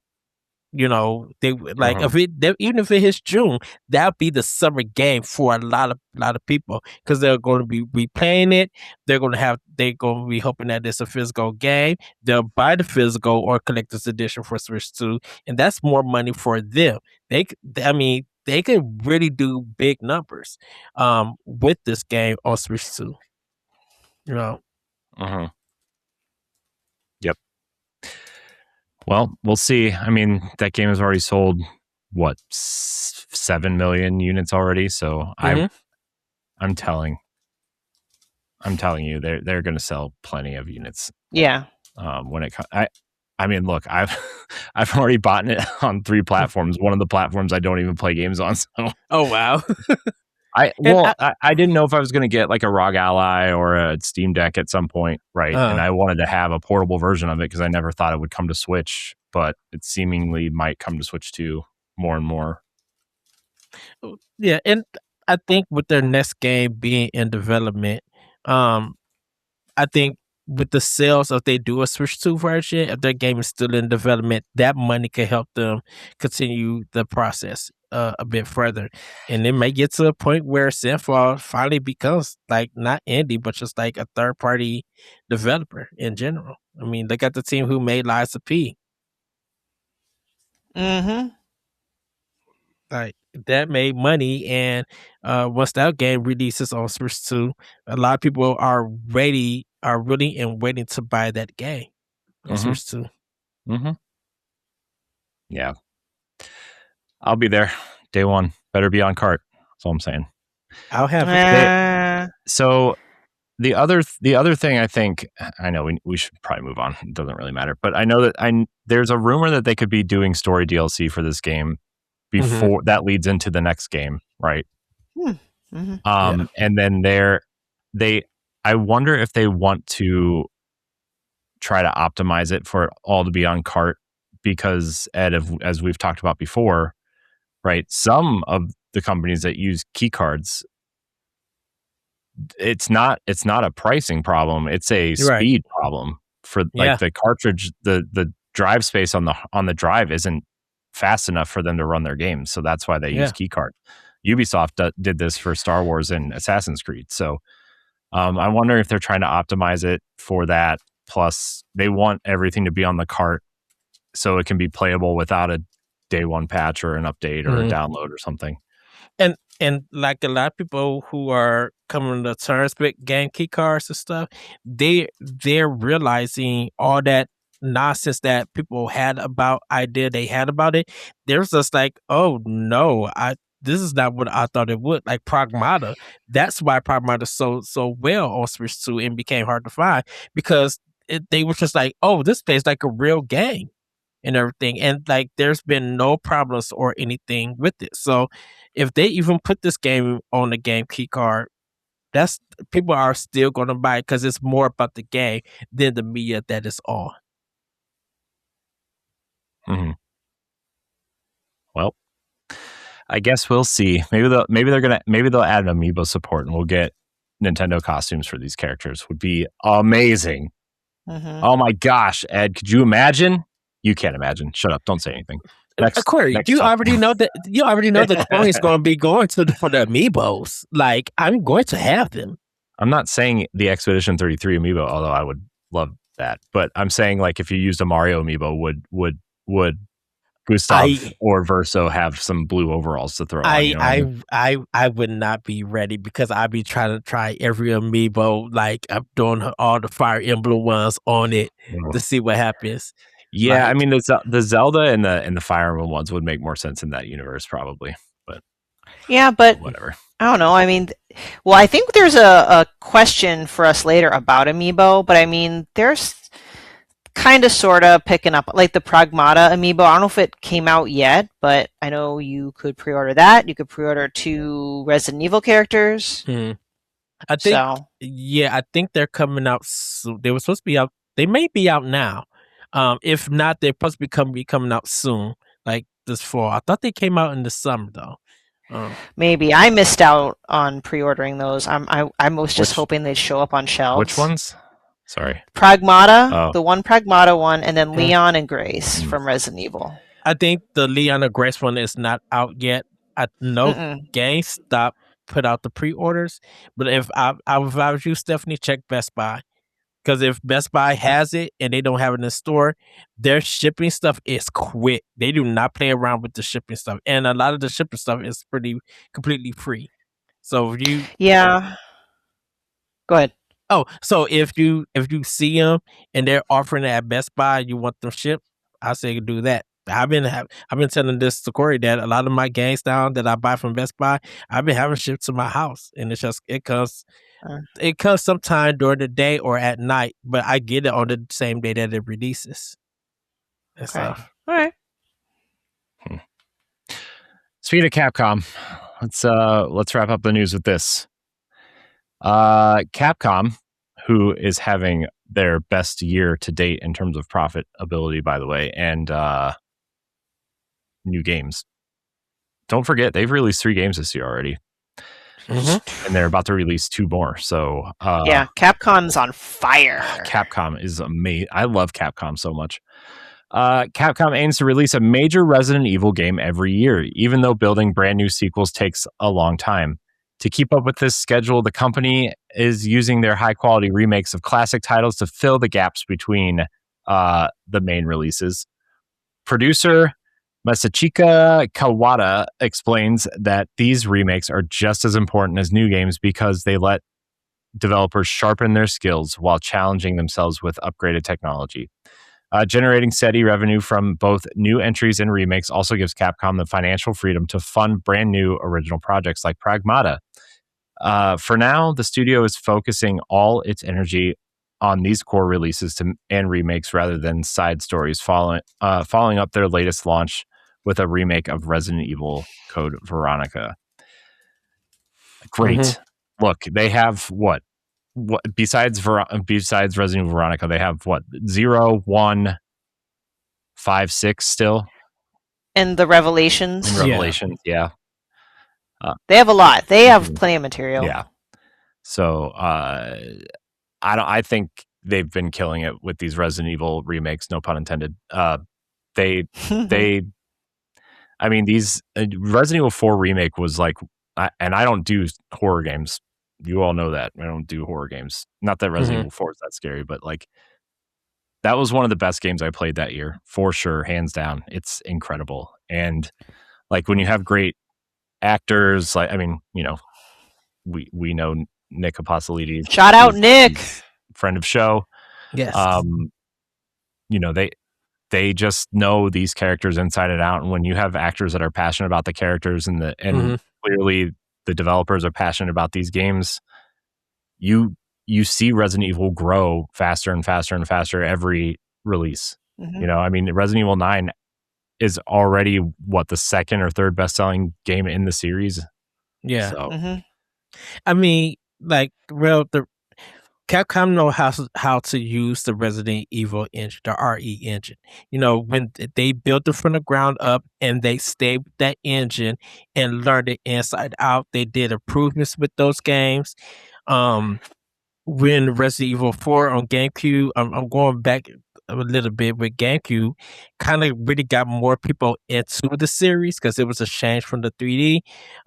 They started seeing the transition of the Resident Evil games, and whether they became scary or not, Resident Evil 7 did good numbers because it was a first person, thing, and it just took you to different places, but it really was scary going into that first person mode. And every game, even with the re-releases, every game that's been coming out, more people have been getting into the series and satisfied that the series has kept that core of horror or survival horror. And people just like, you see every October is one of their games in that series is going to be shown or streamed. That's how popular the RE series is. And I think you talked about it last week, Corey, that the RE series is better, has sold a bit more than a Final Fantasy series, I believe. Yep, it passed. It passed Resident Evil passed Final Fantasy as the third best-selling series in Japanese history, and it's at 213 million units. And I think, obviously, those are worldwide numbers, but still to outsell Final Fantasy is, especially because I feel like Final Fantasy has way more entries than Resident Evil does. Oh, right? Yeah. If you add side games and stuff and even the mobile stuff, Final Fantasy has tons. I just feel like Final Fantasy is just not the series that used to be or ever claimed to be at this point, right? Final Fantasy 16 at launch, or within that first sold 3 million, 4 million units, and it hasn't really grown since then. Maybe it has a little bit, but yeah. I think it's because of the platform that it was on. I don't think there was that many PlayStation 5s at the time that it came out. But I like now with PC and the Series X version out and stuff, hopefully that number somehow jumps and everything. I will say, Final Fantasy 16, I think it was more about the characters and the voice actors behind it with that. And them getting their recognition for that than the game itself. And I'm not trying to knock Final Fantasy 16 because I got it on Series X. But that game has did a lot of stuff for a lot of people's careers. I think with Resident Evil, like you guys said, it's done a lot of stuff from people's careers. Like even just the characters themselves. They're more memorable and people still dress up as those characters for cosplay. Veronica has been the one definitely for me that I wanted to be remade because the Dreamcast version is a mess of a game. And I think people who had a hard time with it now will get a chance to play this new iteration and get to experience the crazy story that game has. Yeah. So look, congratulations, Capcom. You are an awesome studio or awesome company. Even if I'm not into the games, I want to buy them just to support Capcom because they keep doing great work. And the more you support great work, the more great work will come out of the studio. So, all right, that's it for the news. Let's get into Pack Watch. Here are the games you can buy on your Nintendo Switch or Switch 2 this week. Here's a biggie for you. Final Fantasy 14 Online is hitting Nintendo Switch 2 this week. There are many editions. I think there's a free to start pack, which is I think the 30-day free trial that you can just download and play for 30 days for free. Yes. Or like you can play up to a certain point for free and then you can have to start paying. I don't know. I don't really know how that works, honestly, but it works somehow. Anyways, there's also the $19.99 starter edition. Then there's the $59.99 complete edition, which includes all expansions up through Dawn Trail. So that's 10 years worth of content for $60. It's great. Wow. It's a great deal. I hear the story in that game is why players keep playing it, honestly. And then the $139.99 complete collector's edition, which gives you all of the mounts, armor sets, augments, all those things from every collector's edition that has ever come out. So that's cool. In this ultimate bundle for new players, featuring the base game A Realm Reborn, every expansion through Dawn Trail, a 30-day free play period, and all collector's edition bonus items. So you can check it out. I didn't list all the bonus items because there are way too many. Yeah, so go check it out on NSO. They break everything down there. Yeah. Anyways, on 8.5, Lies of P Complete Edition for $69.99 is coming out. Lies of P is a thrilling Souls-like that takes the story of Pinocchio, turns it on its head, and sets it against the darkly elegant backdrop of a Belle Epoque era. Yeah, that's how you say that, right? Yeah, I read good. 8.5, Parkasaurus Dino Lux Edition. I see what they did there. Basically Roller Coaster Tycoon or Zoo Tycoon with dinosaurs. Parkasaurus is a dinosaur tycoon management simulation where you take care of your dinosaurs by constructing well-designed exhibits, researching specialized technologies, and maximizing profits to expand into the ultimate dinosaur theme park. Do you favor development for guests or your dinosaurs? On 8.6, Obicadoru 2, Chase and Seek. I know I butchered that, but I'm sorry. This is an asymmetrical multiplayer action game where players are split into humans and monsters to play Chase and Seek. Aside from running and hiding, humans can use their secret weapon, Activate Lantern, to stun monsters. If used skillfully, you may be able to turn a crisis into an opportunity. The key to winning for monsters is through their powerful skills. Utilize unique monster abilities such as moving through walls or detecting footprints to catch the humans. Great. Also on 8.6, we're getting Montabi. Montabi, that's a good game. It is $19.99. Tame, collect, fight, assemble an unstoppable team of unique Montabi in this creature collector roguelike deck builder. Oh man, Your favorite. my favorite. Master their awesome abilities, synergize their strategic strengths, and save the city in tactical turn-based combat. Yeah, I played the demo on Steam. It is a lovely, delightful game. Obviously, if you don't like creature collecting and or deck building and or roguelike, then it might not be for you. But I think they did a really wonderful job with it. It's got a comic book art style, and it's a blast. So I just want to throw my 2 cents in there. All right, where was I? Spooky Spirit Shooting Gallery for Nintendo Switch 2, $34.99. Spooky Spirit Shooting Gallery is a Japanese festival-inspired arcade rail shooter featuring carnival mode, party mode, and the Spirit Stairway Challenge. Players use gyro controls to shoot prizes off shelves, defeat 33 folklore-based spirits, and clear cooperative or competitive minigames with up to 3 players. Can't wait. Yes. On 8/6, Gods with Guns Deluxe Edition. For $18.96. This is not a sale price. This is how much the game costs. Strange price, but I'll allow it. In Valhalla, heroes pull the trigger to defy Ragnarok. Roguelike shooting game. 8 mythological heroes plus 36 guns plus 26 types of ammo plus 60 cards. That's your description. Straight from the eShop. I don't know why gods need guns if they already have like superpowers. Anyway, I don't know. I am not sure, but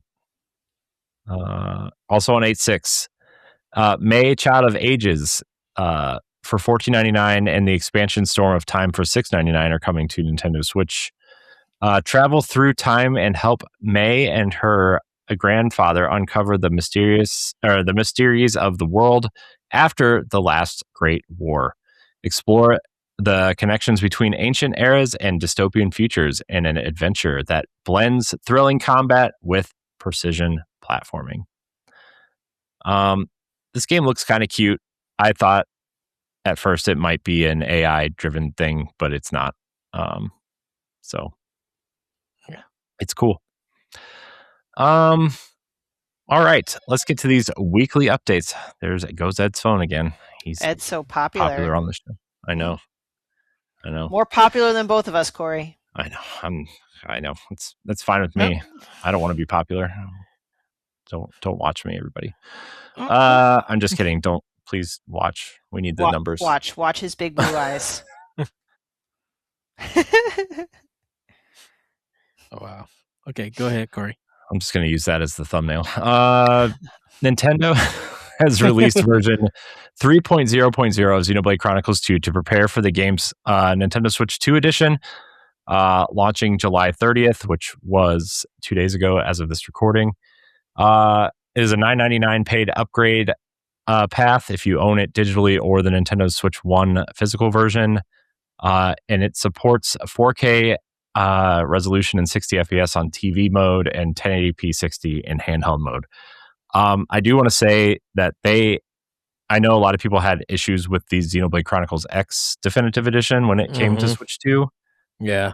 But the first game looks incredible. And from what I've seen, the second game running, it also looks incredible. So it must have just been whoever ported Xenoblade Chronicles X. Yeah. Because 1 and 2 look incredible. And I'm sure 3 is going to look... Oh, 3 is going to look so gorgeous. It's going to melt your eyeballs. Good. I'm tired of people looking at mine. Wow.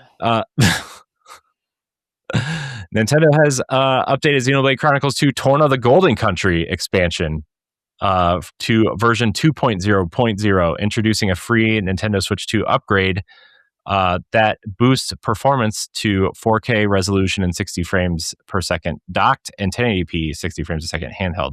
So free is in quotes, right? Because you have to buy the upgrade pack for Xenoblade Chronicles 2 to get the free upgrade for Torna, even though they do sell Torna separately as a separate physical edition or a separate package in the store. So yes, it's free in quotes, I guess. The Pokemon Company has confirmed that Part 1 of the paid Pokemon Pokopia expansion titled Bubbly Basin. Basin? Yeah. Yeah, Bubbly Basin. Wow. Like your eyes. Jeez. Okay. There are bubbly pools of basin pools. Bubbly. Okay. I'm going to start wearing sunglasses. And wow. I'm sorry, I'm tired.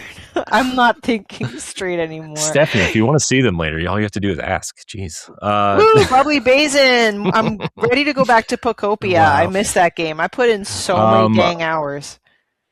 Yeah, I know. I heard you talk about it on Gamescast for a while. That game was on that show for like 3 episodes in a row. Let's see here. We'll release on August 5th alongside a free update that introduces underwater exploration and new move Dive.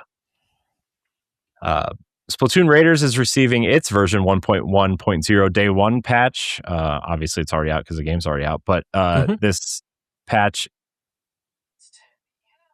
Sorry, Talking Flower. Talking Flower told me I did great today. I feel so special. Alongside of wrong line. This patch adjusts select scene audio, fixes various bugs, and is required to access the game's online multiplayer features. Nintendo has released version 1.0.4 for Tomodachi Life Living the Dream, introducing bug fixes addressing rare save corruption linked to the Island Builder tool, crashing errors, and display issues across the shop and attraction posters. Capcom has released a new character guide for Street Fighter VI showcasing Yasmin, a karambit-wielding DLC fighter joining the roster on August 3rd as the first edition for Year 4. I think Tifa's part of Year 4, right? She's the third character in this DLC? Yeah, she is. Lego Party has officially launched on Nintendo Switch 2 alongside Update 1.6, offering a free performance upgrade with sharper visuals and higher frame rates for existing Switch owners, as well as features like public lobbies and custom game modes. I kind of want to play Lego Party, but I have a feeling I'll play it like once and then I'll never play it again, like I do with Mario Party, because I don't have friends. Oh no. Oh, same. I have kids though. They like Mario Party. So yeah, that's true. They yell at me though because I always win. Hey, you gotta like properly parent. You show no mercy. Yeah, no mercy. They also make me wait one lap when we play Mario Kart, and I still win. So, Bandai Namco has received the Super Limit Break Neo DLC.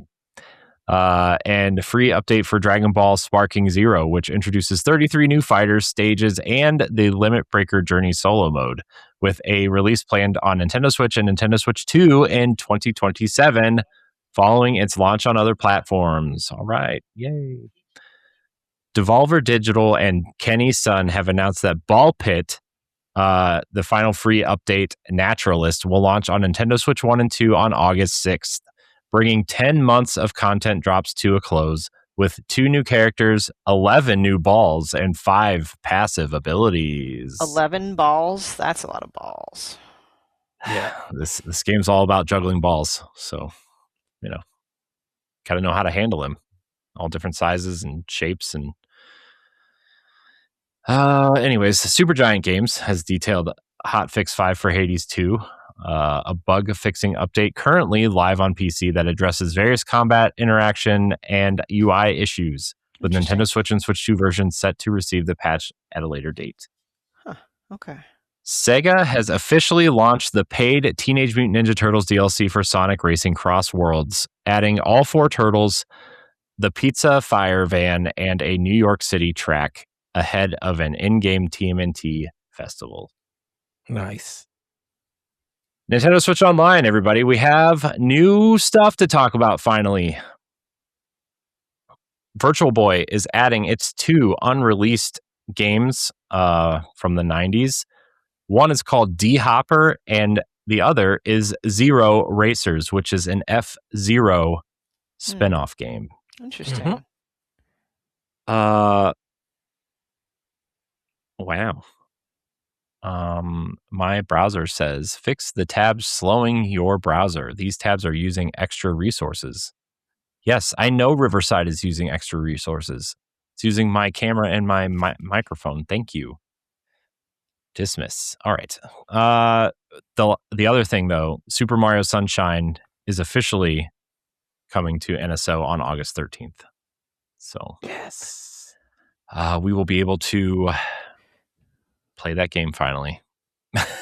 If you don't own the 3D All Stars. That was the joke, Ed. I know. I'm sorry. So Nintendo Music is adding a lot. Yep. Actually, it's adding multiple Virtual Boy titles, including Wario Land, Mario Clash, Galactic Pinball, Teleroboxer, Mario, and Mario's Tennis have all been added to the Nintendo Music app. Mario Kart World's free roam tracks related to Donkey Kong Country, Flip Note Studio, WarioWare, Luigi's Mansion, and Yoshi's Island have all been released on the Nintendo Music app. And the Nintendo Music web app version 1.2.0 is out now and is adding shortcuts now have screen reader labels. There is a new user-based API endpoint for content notices, new login completed dialogue trigger, and membership required dialogue triggers. Great. And built using a TurboPack instead of Webpack. Well, hey now, that makes all the difference. I know. I have no idea what you just said. Any of that means. Yeah, I don't either. It's fine though. Somebody knew. Anyways, let's get into question block, Ed. Question block. Here are the questions that people submitted through social media, our Discord, and in the comments on YouTube, or by emailing us at nintendopowblock@gmail.com. You can write in your questions just like Ashley K did. She said, hello, wonderful, sexy Nintendo Elite Block boys. I have a question for you that maybe you could answer when Stephanie comes back on. Well, she's Yay. here. What are 3 Nintendo first-party games you have played and loved that you would want a direct sequel to? Not just the next entry, but a true sequel. Thanks, guys. I love the show. Also, when Stephanie comes on, let her know I love her. She's an amazing breath of fresh air, and we need more women like her in games. I love when you're on the podcast, and I really enjoy your interviews. Thank you for being such an amazing role model for young girls looking for gaming content. XOXO Ash. Oh, I love you too. Okay. Thank you so much. Look at that. See? Role model right here. And I don't need to show no cleavage to be a role model. Ha! Take that, No. you. I don't know who I'm telling take that to, but thank you, Ashley. I'm so happy that made my day. Yeah. All right. It's fine. She's invited here all the time, guys. She's allowed. Mhm. It's just Ed and I talk too much. So, anyways, Ed, what kind of sequel would you want? Of course, Elite Beat Agents is one that I would want. Wholesale Dust Room 212. I know it got a sequel in Europe, but it was under a different name, and we never got to hear it for America. That's another one that I want. And then, goodness, what would be my third one? First party Nintendo game. I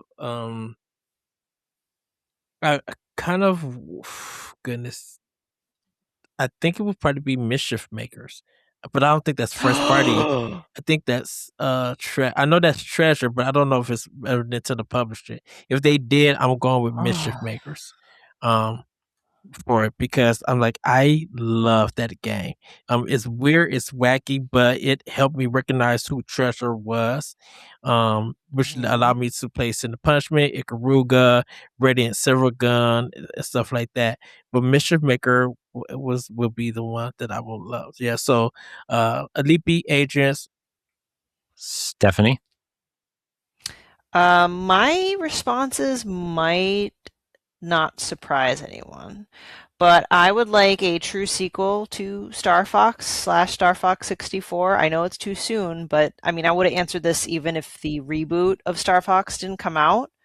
Like, Star Fox 64 has been kind of recreated, ported for a long time, and I know Nintendo's just reinvigorating it, but I would love a true sequel to it, because if you played and got the good ending in Star Fox or the regular ending, I don't know, basically there's like, I would like to see what's next for the Star Fox team. Is Dr. Andross still around? Like, there actually can be room for a sequel, so people can still have that nice rails shooting funness, but not have to be the same. Like, maybe it'll be a new system, or they discover new planets in the Lilat area. I don't know, but it's time to expand Star Fox.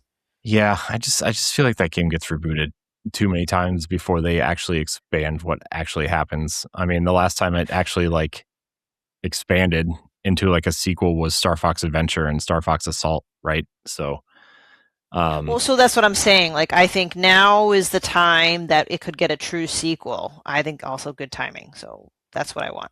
Yeah.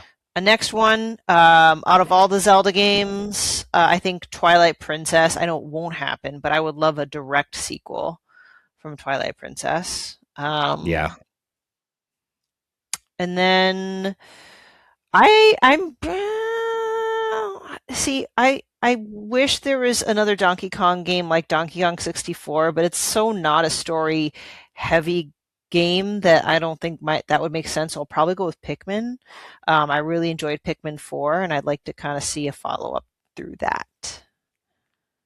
Yeah, it really seems like Pikmin is kind of like a series that's going to get some sort of sequel. It feels like hey, Pikmin should be on this console type of thing. I feel like I feel like we could get either Pikmin 5 or like there's been rumors of a Pikmin 3 and 4 deluxe Switch 2 upgrade forever.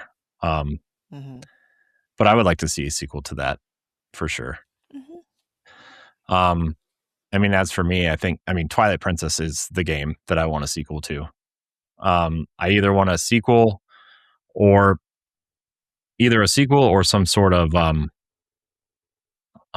prequel or something, right? Like I would love to see even a spinoff of like how Midna got to, to be the imp, right? Like maybe you play through some sort of campaign that leads her to Link or something, right? Like that would be cool. Or even like a direct sequel where Link has to find a way into the Twilight Realm, right? Like that would be, after she breaks the mirror at the end. Spoilers for Twilight Princess if you haven't played it, I guess. But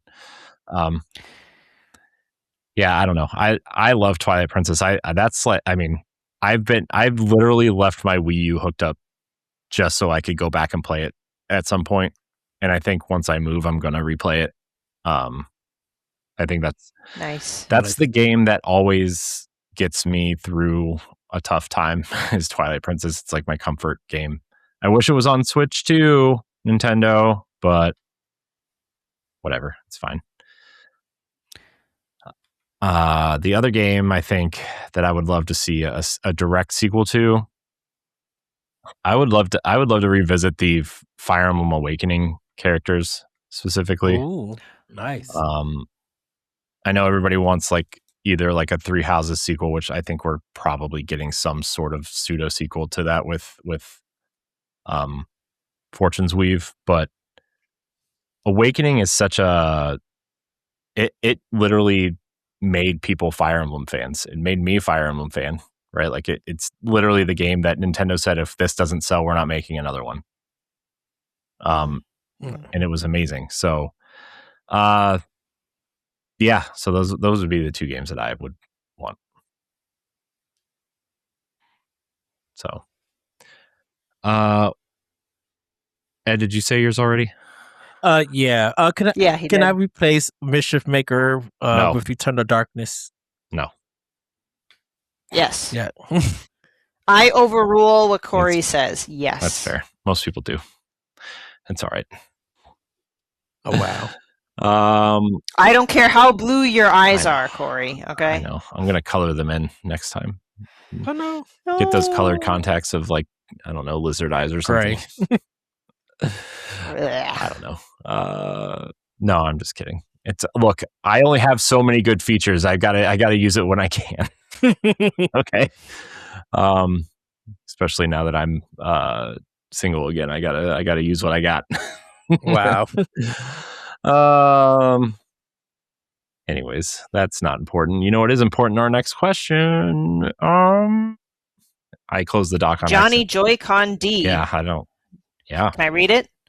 Via X. Yo, sup? I gotta know. What do you guys think about the state of amiibo in 2026? What amiibo have you gotten recently? And are prices out of control? So. I haven't got any this year. Not because I haven't tried to. I just need to go to the stores and buy them. I have the state of it is kind of just been. This feels like it's slowing down. With it, they're still doing it for certain first party games with Nintendo, not all of them. And for the prices being out of control, Kirby Air Riders may be like a little bit much for what that game is, but I'm like, with all the technology that game has, I can see why it's at that price.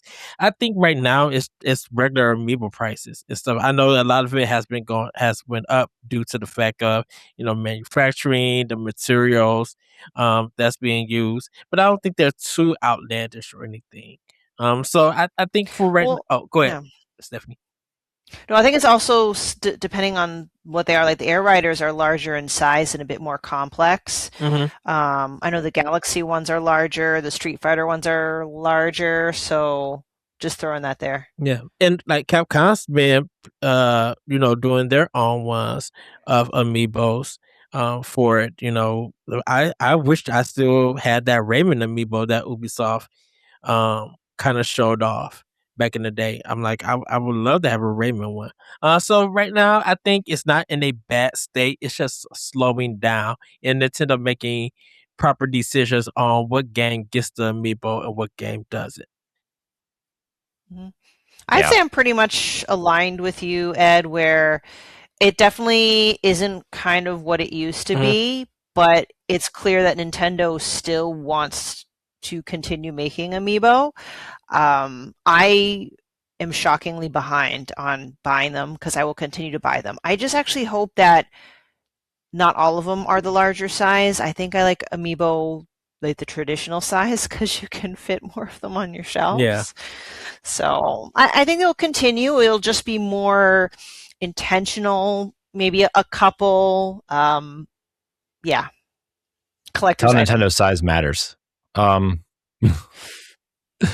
I don't know. There's definitely a lot less amiibo these days than there were at the beginning of this, right? Like I think the whole Toys to Life craze was, obviously Skylanders and Disney Infinity and the Lego thing that they did, and this was everywhere. I mean, not in the traditional sense, but even the Tony Hawk games went Toys to Life for a while, right? With those skateboards. Yeah. And Nintendo's the only one left at this point, but they are definitely few and far between. I mean, some of the games, they don't even make new ones; they just reissue old ones, right? Or they just they just repaint the Splatoon ones. Yeah. But I'm really hoping that they do. And I mean, we've gotten some new Mario ones, right? Like the Wonder ones and the Galaxy ones and the stuff like that. And then Capcom's been throwing their hat in the ring, right, with the Resident Evil and the Pragmata ones that we talked about earlier. But I really hope we get some new Zelda ones for Ocarina. I hope they don't. I hope they just don't re-release the Ocarina of Time 30th anniversary ones, right, or whatever. I feel like they will. I know they will. I think we'll get like Young Link and then get Adult Link. I think they'll both be in nostalgia ways. But they have those in the anniversary ones. maybe if they do have new ones, maybe they can introduce. Well, I know they have Ganondorf. I think they have Twilight Princess Ganondorf. So why don't they do Ocarina of Time Ganondorf? Yeah. Or Princess Ruto. Oh God, we had way too big of an interesting conversation about that the other night. Listen, I'll tell you this: if they're going with a larger size amiibo, if they make ones out of bosses, I think that would be epic. It won't happen, but it'd be epic. Can you imagine a Goma amiibo or a Volvagia amiibo? Or make one of each of the sages, or you know, the fairies. Yeah. Jeez. Yeah. Okay. Give me a talking Navi, like the talking flower from Mario Wonder. Oh wow! Hey, listen. But I think the state of Amiibo is kind of exactly where it needs to be. I think they're going to make them for the popular games. They're going to reprint the ones that they know. I mean, but then you think about, like, they made ones for Kirby Air Riders, which might be the least popular game on the console. So maybe watch out; those Kirby fans will come after you hard. I know. Oh, jeez.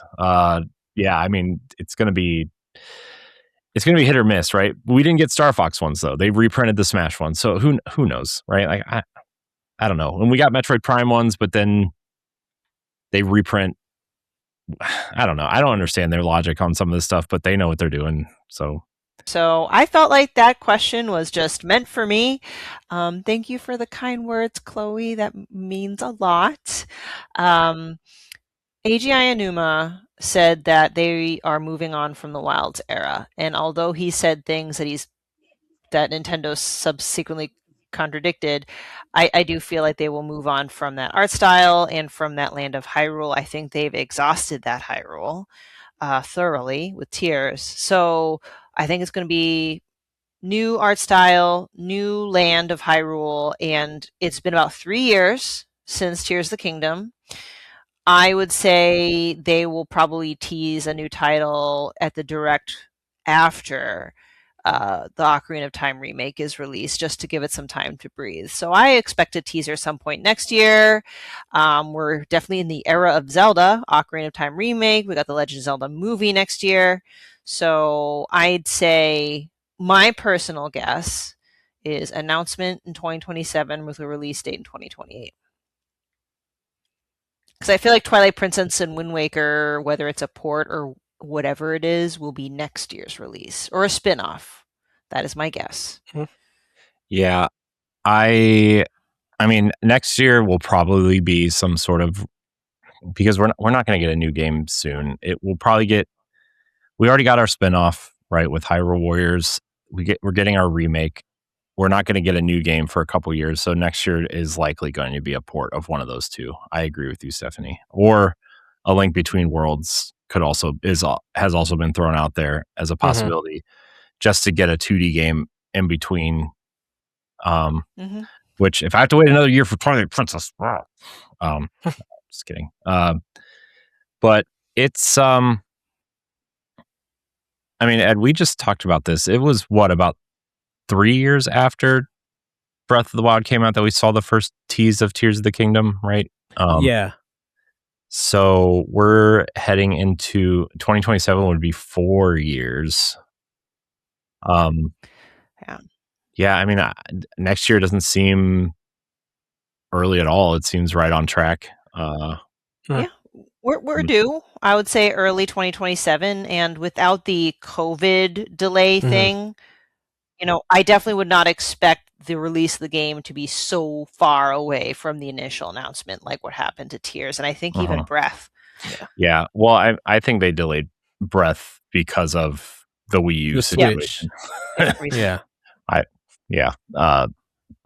I mean, that made that game bigger than any Zelda game ever. So, yeah, I mean, early next year would be great. It also might close out their summer direct. Yeah. So yeah, I think next year though, for sure. Early to mid next year for sure.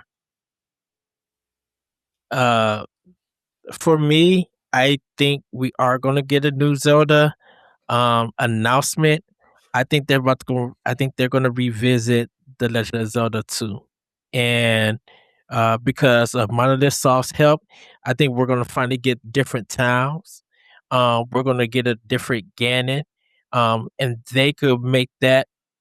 I mean, we'll probably go back to some dungeons, but I think they could flesh out a new Zelda story by revisiting Zelda 2 because of what they did with the Zelda 1 game to make Breath and Tears.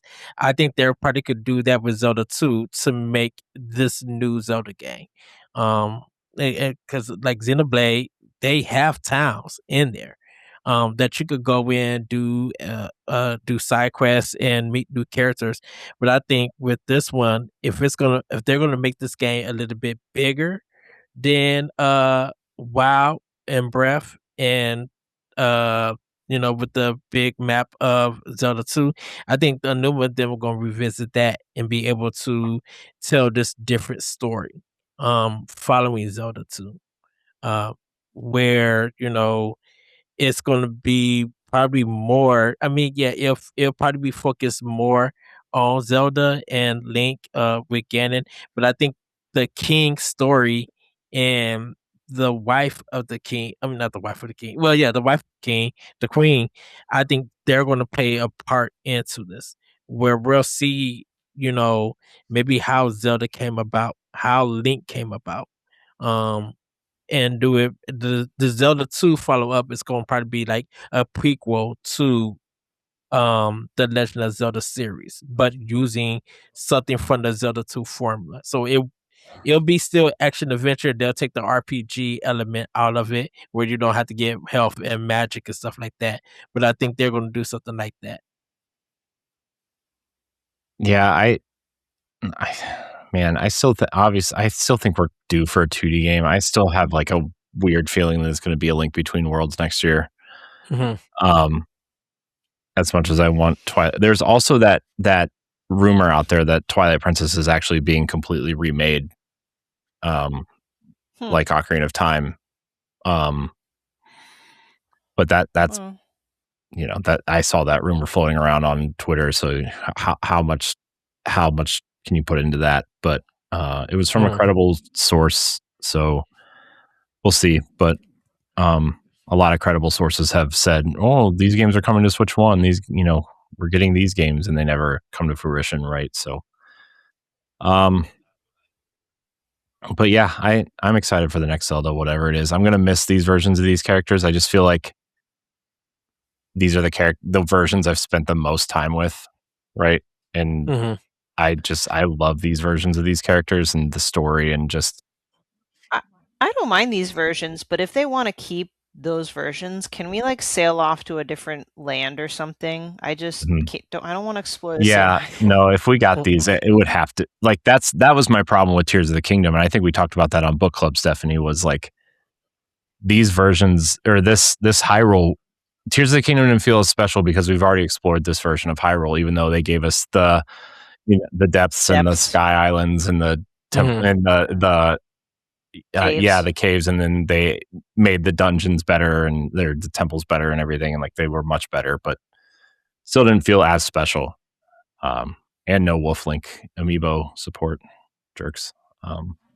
But I think with Breath, Tears, Calamity, and Imprisonment, I think this is the first Zelda that in this whole series, and it's just part of me, that we got a complete full story arc where we got a beginning, where we got I would say a prequel, where we got the gang, then we got two gangs happening at the same time with Calamity and Tears. And then we got that ending for it. So I think with this one, we got 4 games that tell this whole timeline or this era of Zelda and everything. And, it's been a success for them. So I think with their next game, I think once again, they want to push it. They want to do something different. But like, where do they go to push it? What do they visit? What do they make this next Zelda game dark? And are players, Nintendo players, are they ready for that really, really dark Zelda and stuff for it?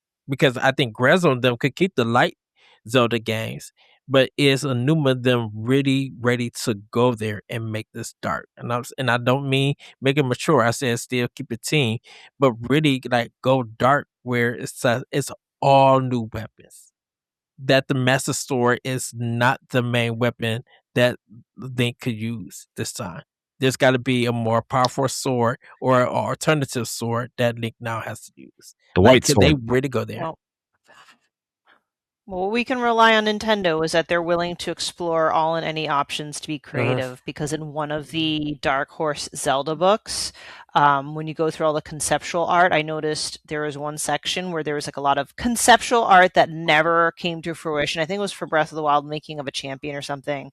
And they like had a sketch of like if the story of Link took place in a more like modern or futuristic setting, which I don't know if I'd ever want to see it, but like it just shows that they're willing to explore various options. So I mean, Zelda, Tears of the Kingdom does use some form of electricity in the game. I mean, electricity is in the games, so they really could do something. And I kind of feel like with Tears of the Kingdom, with the engineering things that people could do and have created, they could use that idea to make this modern world Zelda. But it, like I said, is Nintendo really go there? Because I think Anuma and the team are really trying to flesh out just the story for right now before they do any kind of gameplay and everything. Because once they get that story and how things are worked, I think then they could work on that gameplay. And maybe Monolith Soft is working on the gameplay, Anuma and them are working on the story and the artwork. True, but I also feel like Nintendo is such a gameplay first company. I feel like they want to nail down. I mean, who knows? Either of us could literally have the same amount of chance of being right, but I feel like they like to nail down a gimmick. I hate using the word gimmick, but just for lack of better words, I feel like they want to nail down the gameplay. And they're like, all right, what can we throw for a story in there? I don't know. That's why I said having Monolith Soft do that. Work with them to get the gameplay, but like Anuma and the directors and all of them like flesh out the story. So they're doing two things at once, just for two different teams. Because I think Monolith Soft is going to continue to work with the Zelda team to make their games. Yeah, we'll see. All right, let's. We got 3 more questions, and we'll get out of here. Maddie X. Hey guys, thanks for the great show. New listener the last few weeks and thought I would write in. What franchise do you think Nintendo should spend more time delivering games for? Thanks for the great program. Aw, welcome. Picked a great week to show up. That wasn't sarcastic. I don't know why it sounded that way. Yeah, it was not sarcastic. Don't scare away our new listeners. Man, what franchises? I think I don't know if they need to spend more time or release more games for this franchise, but I think they could do to change things up a little bit with certain ones. Like, I still really want that pirate Fire Emblem game that was rumored 4 years ago. Like a pirate. There aren't enough pirate games, first of all. I mean, look how well Black Flag Resynced just sold, right? They outsold their annual predictions for sales in that game already. I just think there aren't enough pirate games, and people love Fire Emblem, and I think that mix and match would do wonders.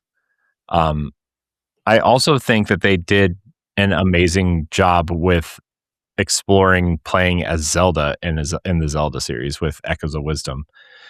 I mean, I don't know if it was as good as the Link's Awakening remake, but I think they introduced some interesting mechanics and made Zelda more than just girl Link with sword, right?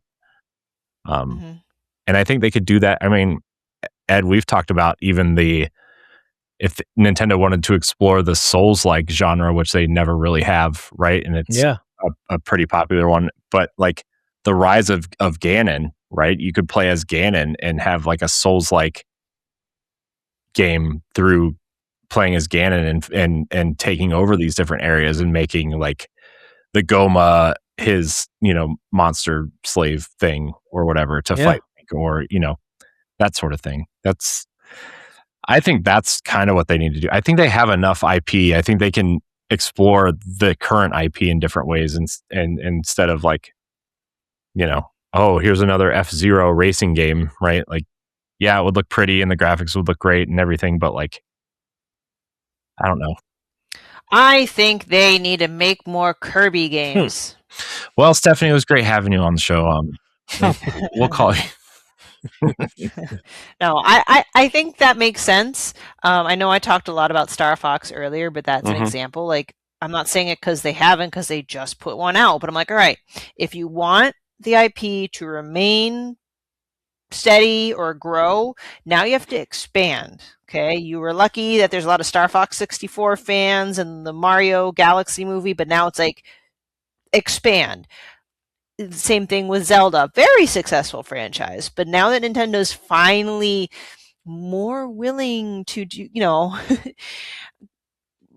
explore things that are not as traditional as Link, so between that and that, Donkey Kong is now back, so let's expand and do something different. So it's more like, okay, we've established some IP that maybe gathered a little bit of dust for a while, but just now expand.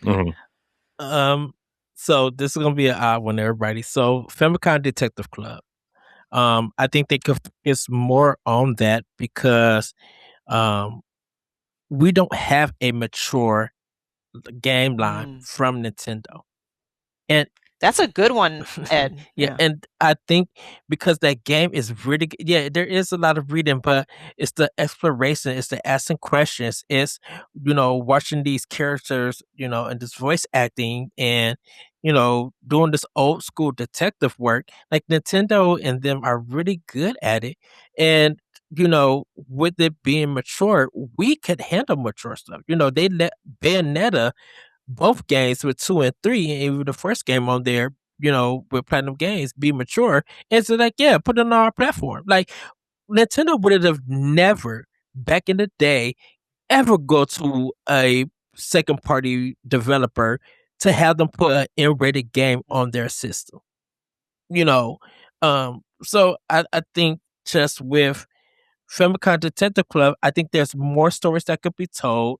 There's more ways to explore, get, share with friends, or even, go online and be like, there's something. I'm like, what notes did you got? Let's share notes. Let's kind of figure things out and stuff, or even do some online mystery stuff with Famicom Detective Club, where you and 3 other people, maybe use the Nintendo app or Nintendo Today or Google app or whatever, that you guys could search for clues, like in the real world, to bring it to that game. Like, Nintendo could do social stuff with the Famicom Detective Club if they want to make the characters feel like, yeah, we have characters in our Detective Club, but now we want you as the players to do it.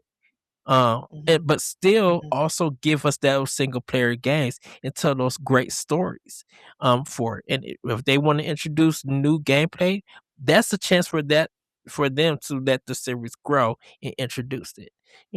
How the sale numbers do, that's up in the air. But I'm like, Famicom Detective Club, they really could dig into that. They really could, and that could help Nintendo bring a mature line to their first party stuff. Yeah, I agree. And you know what? And I have the game, I haven't played it yet, but I really wish the last one, Emio and the Smiling Man or whatever, I wish that got more momentum. I felt like it deserved more attention. But I do have one more ad, and I don't know if I'm going to get a huge, massive eye roll from Corey, but you know what Nintendo should spend more time delivering games for, at least here in the West? Earthbound / Mother. Mother. Sorry. Or at least bring Mother 3 over. That was a great game. I cried. Oh, he left. No. I think with Earthbound, there are some things that they would have to go through, but I think, yeah, if they wanted to bring Mother 3, I mean, because I think it's on Nintendo in Japan, but it's not here in America. I think so. So I think the thing about it is, I'm like, once that localization happens, and if Treehouse does the localization and Nintendo's ready to give it, sorry everybody, that's going to be a $60-$70 game. And Nintendo has the choice to be like, we may not release this game digitally, because if we do it digitally, it's a limited time release. Nintendo could do that, Yeah. and then people gonna be, not to get back into the Sony thing, but I'm like, if they did a digital version of Earthbound 3 and it sells bunkers, people are going to be using that. Well, why Nintendo could do it, but now Sony can't do it? There's going to be defenders of that, so be prepared for that discussion if it happens. Yep. Yep. All right. Let's move on to this. It's quite an entry here. Maybe Ed, you and I should turn our cameras off and let Stephanie have the room. Hey, this comes from Anton_Mango. Hey y'all, I started listening to the pod at the beginning of the summer, and I really have been enjoying it quite a bit, especially when your hot toddy is on, Stephanie. Who says hot toddy? I'm sorry. Wow. I'm sorry, Anton. I'm sure you mean well. Hey, it is a beverage you can have apparently when you're not feeling so well. Well, drink it up, I guess.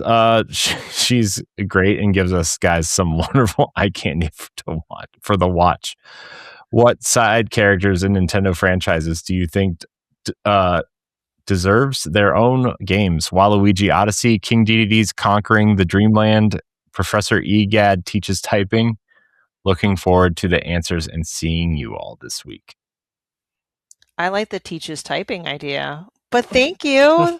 Again, makes me so happy. I feel so loved by everyone. I might have to be on here more. Oh my gosh, I'm blushing. I'm like, can't think now. Well, first of all, I'll go with the low hanging fruit, because I always ask this question in my spotlight interviews. I want a Luigi game. Oh, Luigi's Mansion. Make more Luigi's Mansions. Come on, man. So that's one. And then a really obvious one would be like a side character from the Zelda series, whether it's Zelda herself. Maybe you are Impa or a Gerudo. Anyone else? I'm just those are my immediate answers. I mean, I kind of piggybacking off the last question. I think a Ganondorf themed Souls-like would do. I mean, look at how well Elden Ring and the backlog of Dark Souls games have sold. How many people want Bloodborne to come back to PS5 or PS6 or whatever? You put a Dark Souls game in a Zelda universe and you play as the bad guy, or like some version of Ganon where like he's sympathetic and like almost like the Anakin Skywalker complex, where like he cares so much about his people and he will do anything to save them that he becomes corrupted and, lack of better terms, turns to the dark side to conquer everything. Spoilers. Right? And like, yeah, I know, spoilers for that whole Star Wars arc. But yeah, I mean, that would be incredible. I would love to see, again, like the Twilight Princess Midna story. We got the Captain Toad game. We should get another Captain Toad game. That's the game that we need more entries in. Right. And I'm looking at my amiibo, trying to figure out like what side character I want, like a game. Yeah. I mean, you could even get like since we're talking Star Fox, what if we had like a Slippy engineering game where you have to like build the R-Wings, and the more like the better builds you have, the better the R-Wings are and the missions are better. I don't know. Wow. Maybe. We kind of had that security footage one though on the Wii U, right? Where like, yeah, that was so bad, dude. Star Fox Command, I think, or something like that. For me, I'm gonna go with the referee Mario, and the reason why is because you could go online with friends and be the referee for the Wii Sports games for people competing, or or you could be the referee for Punch Out and everything. Whatever Nintendo sports game that's out there, you as the Mario referee get to make the decisions. Now your decisions reflect on, will people like you, or can you end up destroying your career because you keep showing favorites? You're not balancing things out or giving the right count and stuff. So I think referee Mario could play a part in his own game and stuff. The Pikmin could even get another of their own game where you know you got to do a Where's Waldo game with the Pikmin, but you got That's a good one. that you're in gardens and everything, and you got to find out, you know, you you're at the home of all the Nintendo characters. And there's always a Pikmin that's hiding in it, and you have to find all of those Pikmin and stuff. Or, you gotta do a mini game by how many Pikmin could fit onto the Excite bikes, and how could they help That's make cute. them run and stuff. Like you could do stuff even with the Pikmin. So like they could get their own game, not just gardening or stuff, or the mobile app game that they had. Yeah. You know what? Give Diddy Kong his own game. Maybe give him a rhythm game. He had a platform. He is like the coolest He had Kong. his own platform game on Super Nintendo. Who did? Right, but like Diddy Oh. Kong. But I meant Or- like a brand new entry, whether it's a Oh rhythm no, that was game Dix. or That was whatever. Dixie Kong. I thought Diddy Kong had his own one. No, you're right. He doesn't have it. That was Dixie Kong. That was the girl one.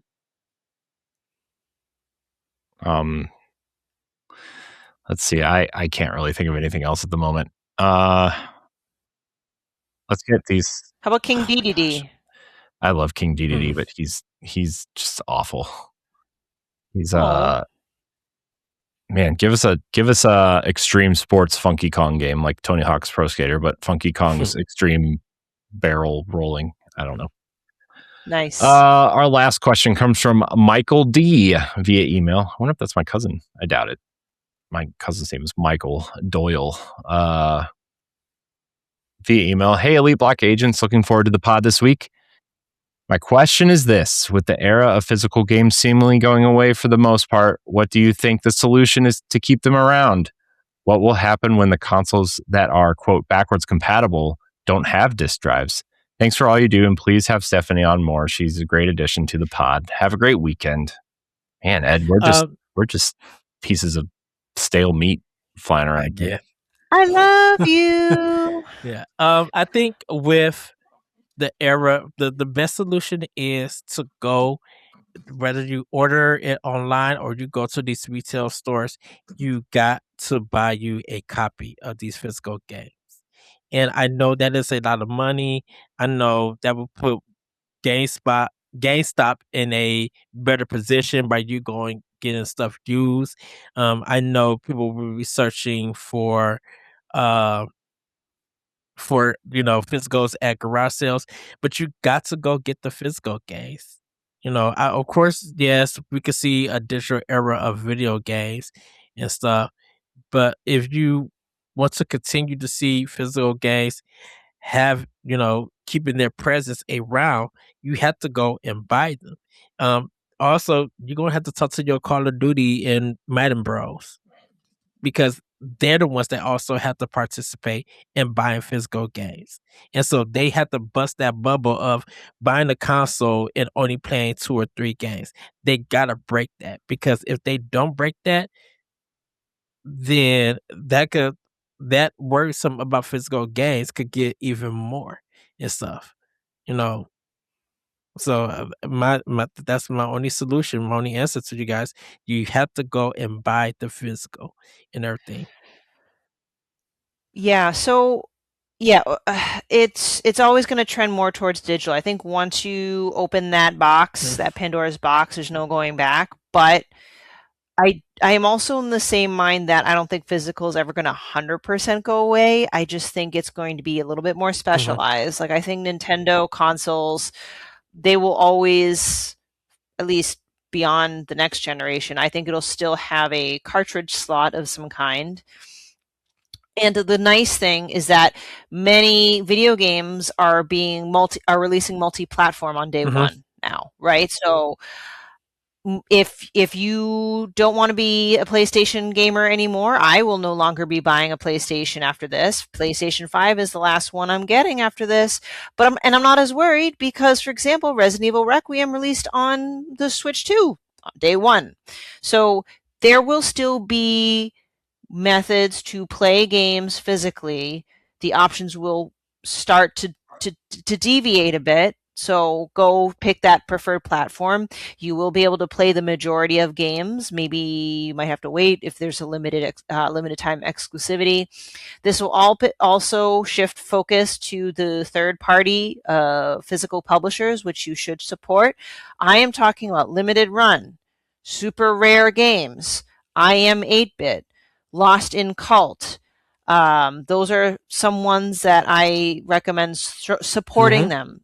Even if you don't necessarily buy their games, support them by following them, participating in the discussion. BM Studios becoming one of my favorite publishers to buy games with, because they even do indie stuff and everything. So just like Stephanie said, like the indie games that get the physical versions, that support matters. Not only to the indie developers, but if you guys care about physical, that is a big thing for them. Yes. So PM Studios 2, good call. I feel their role is going to be more important. Unless there's like a licensing or like whatever issue with the more AAA games, but I still feel like they have that capability of doing so. I mean, Limited Run's about to publish one of the Tomb Raiders, the newer ones. They will release a physical copy of the Star Wars Tactics game coming out. And then last but not least, the market for third-party devices that will play retro games that you might not be able to play for. This is going to be more of a thing. By the way, this is a fan-made translation of Mother 3, speaking of Mother 3. So this is by the company Analog. This is an Analog Pocket. It plays Game Boy, Game Boy Color, Game Boy Advance, Neo Geo Pocket games. I have the Analog 3D. It'll play all your N64 games. I feel like if worse comes to, push comes to shove and we're in a place that's like, you have all your PlayStation games and you still want to be a PlayStation person, that whole backwards compatibility issue, there might be a company that will allow you to play those discs. That's a guess. I can't promise that, but I'm like, these are the different avenues where things like that might be made possible, because digital may be the future, but there's still going to be people that appreciate it, and they're going to find a way. And those are some ways. Sorry, I'm like I'm like really passionate about that. I truly think PlayStation is going to backtrack on this. I know that people say support physical and everything, and I agree. I think there should be a choice, right, for physical versus digital. I think these major companies want all digital because when you look at the split of like the money they bring in from a physical disc versus a digital, especially first parties, you make double the money from a digital sale than you do for a physical sale. And that's and that's why Sony is doing this. That coupled with the handheld, coupled with how expensive components are, they're trying to cut corners wherever they can. And like a disk drive, even though they own that technology, right? Like, it still allows them to make a cheaper box. And I'm not saying like the console needs to come with a disk drive, but I think it should be optional the way that PlayStation 5 is, right? Like, even if it's not bundled with the console, you should still be able to buy one. And it, like, I make fun of it all the time, but the HD DVD player on the Xbox 360, how it just kind of dumbled off of the Xbox 360 was a perfectly fine solution for that. And I think it would be fine for people to do that if they still wanted physical discs, and then like you could just sell like a disk drive, and then when the PlayStation 7 comes out, you hook it into that, right? And it would still play PlayStation 7 games or whatever. Like that that would be an easy way around it. Essentially, it would cost more upfront for them to produce those, but you could move those disk drives and transfer them to the next console. I think that's why when I was on Buster's podcast, I'm just like, if they took that PlayStation 5 external drive, where you could put it in the USB on the PlayStation 6 and be able to play your physical games on there, Sony could say that we're not doing physical. Okay, but then Third and whoever probably still could put games on physical and put it on through that disk drive. And it's just be ready for PlayStation 6. Like, if third party indies still have a way to put their physical on PlayStation 6 through the PS5 drive, that not only is that more money for Sony, I mean, the competition is that, like we talked about earlier, Stephanie, scalpers and everything. They're going to try to snag all of that so they can resell it for a higher price and everything. But I'm like, if people are buying the PlayStation 5 drive, and while it's still available and they can use it on PlayStation 6, and games for PS6 can be used on that drive, then Sony could keep their digital only games if they want to, as long as we get everything else on physical. Yeah. But in the end, Sony is a massive company. They're going to make the decision that they want to do. They did just double down on that decision. I'm not going to deny going digital is the more financially profitable whatever. But, going back to Michael's question is more about what will happen, what is the solution, and for us who appreciate physical, we just need to be a little bit more creative about it. What has been niche, we just need to maybe lean into it a bit more. And you know what? In time, something's going to come around. Apparently, cassettes are coming back. CDs are coming back. Look at vinyl records. They're not at the capacity where people, still compared to music being streamed, still not the same level. Yeah. But where there's a will, there's a way. Yeah. And I think the generation or two behind us, right? Like Gen Z, Gen Alpha, they are tired of being always connected. And I think because we grew up in an era where we were the last analog generation, right? And now we're completely connected, and like it's annoying in some ways, but I think these generations just want to be disconnected in a lot of ways. And I think the physical media, especially with music, right? Stephanie, you just brought up cassettes and CDs are coming back. Like, and even DVDs and Blu-rays sales are starting to go up for the first time in a decade, because they want to be disconnected. They want to be disconnected. They don't want to have to, like, to watch a movie, we have to be connected to the internet. Like, that's stupid. And like, theoretically, that's really stupid. Like, why do we have to be connected to watch something we have on a disc? But my theory is that Sony will backtrack on this. Maybe not initially.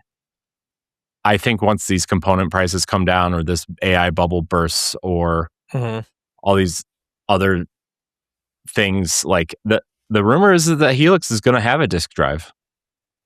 They're going to sell a unit with a disk drive because of what Sony has said, because they need all the goodwill they can possibly get, right? And for Xbox, of course. And Microsoft can eat the cost on components because they already have them for their infrastructure anyway, and they can supplement the cost with other things, and they could sell a box with a disk drive for $800, and that would be cheaper than the PlayStation 6 without a disk drive.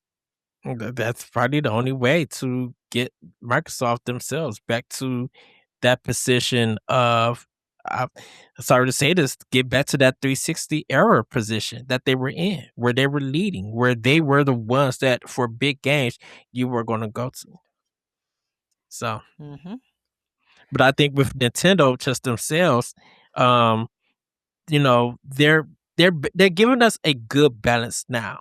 Yes, there's a $10 difference with the physical and the digital, but they're showing Nintendo themselves and other companies that, we could save $60 by getting the digital, but we'll also get, or we'll spend an extra $10 and get the physical. Here go my picture that I got the physical. You see it on social media.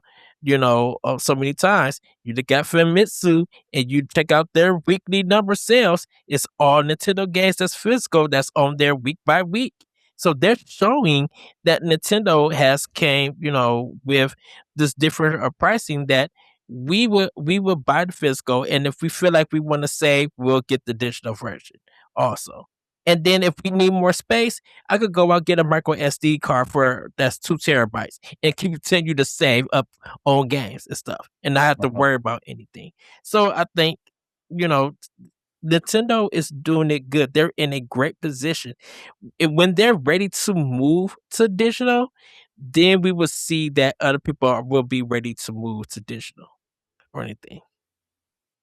Yeah. I also just to kind of, I know we're kind of running along on this question specifically, but I think like you could even charge more the way that Nintendo is for physical and people would still buy them, right? Like for Sony and Microsoft, you could charge $10 to $20 more, and like you can make it worth that by like, oh, we're going to reintroduce manuals. Maybe they're not, 50 pages, but maybe there's like a 10-page manual in here, or like stickers or a steelbook if you order it from PlayStation Direct, or you could do the things that cost pennies to produce for them and sell it for $20 more, right? That's exactly what collector's editions do.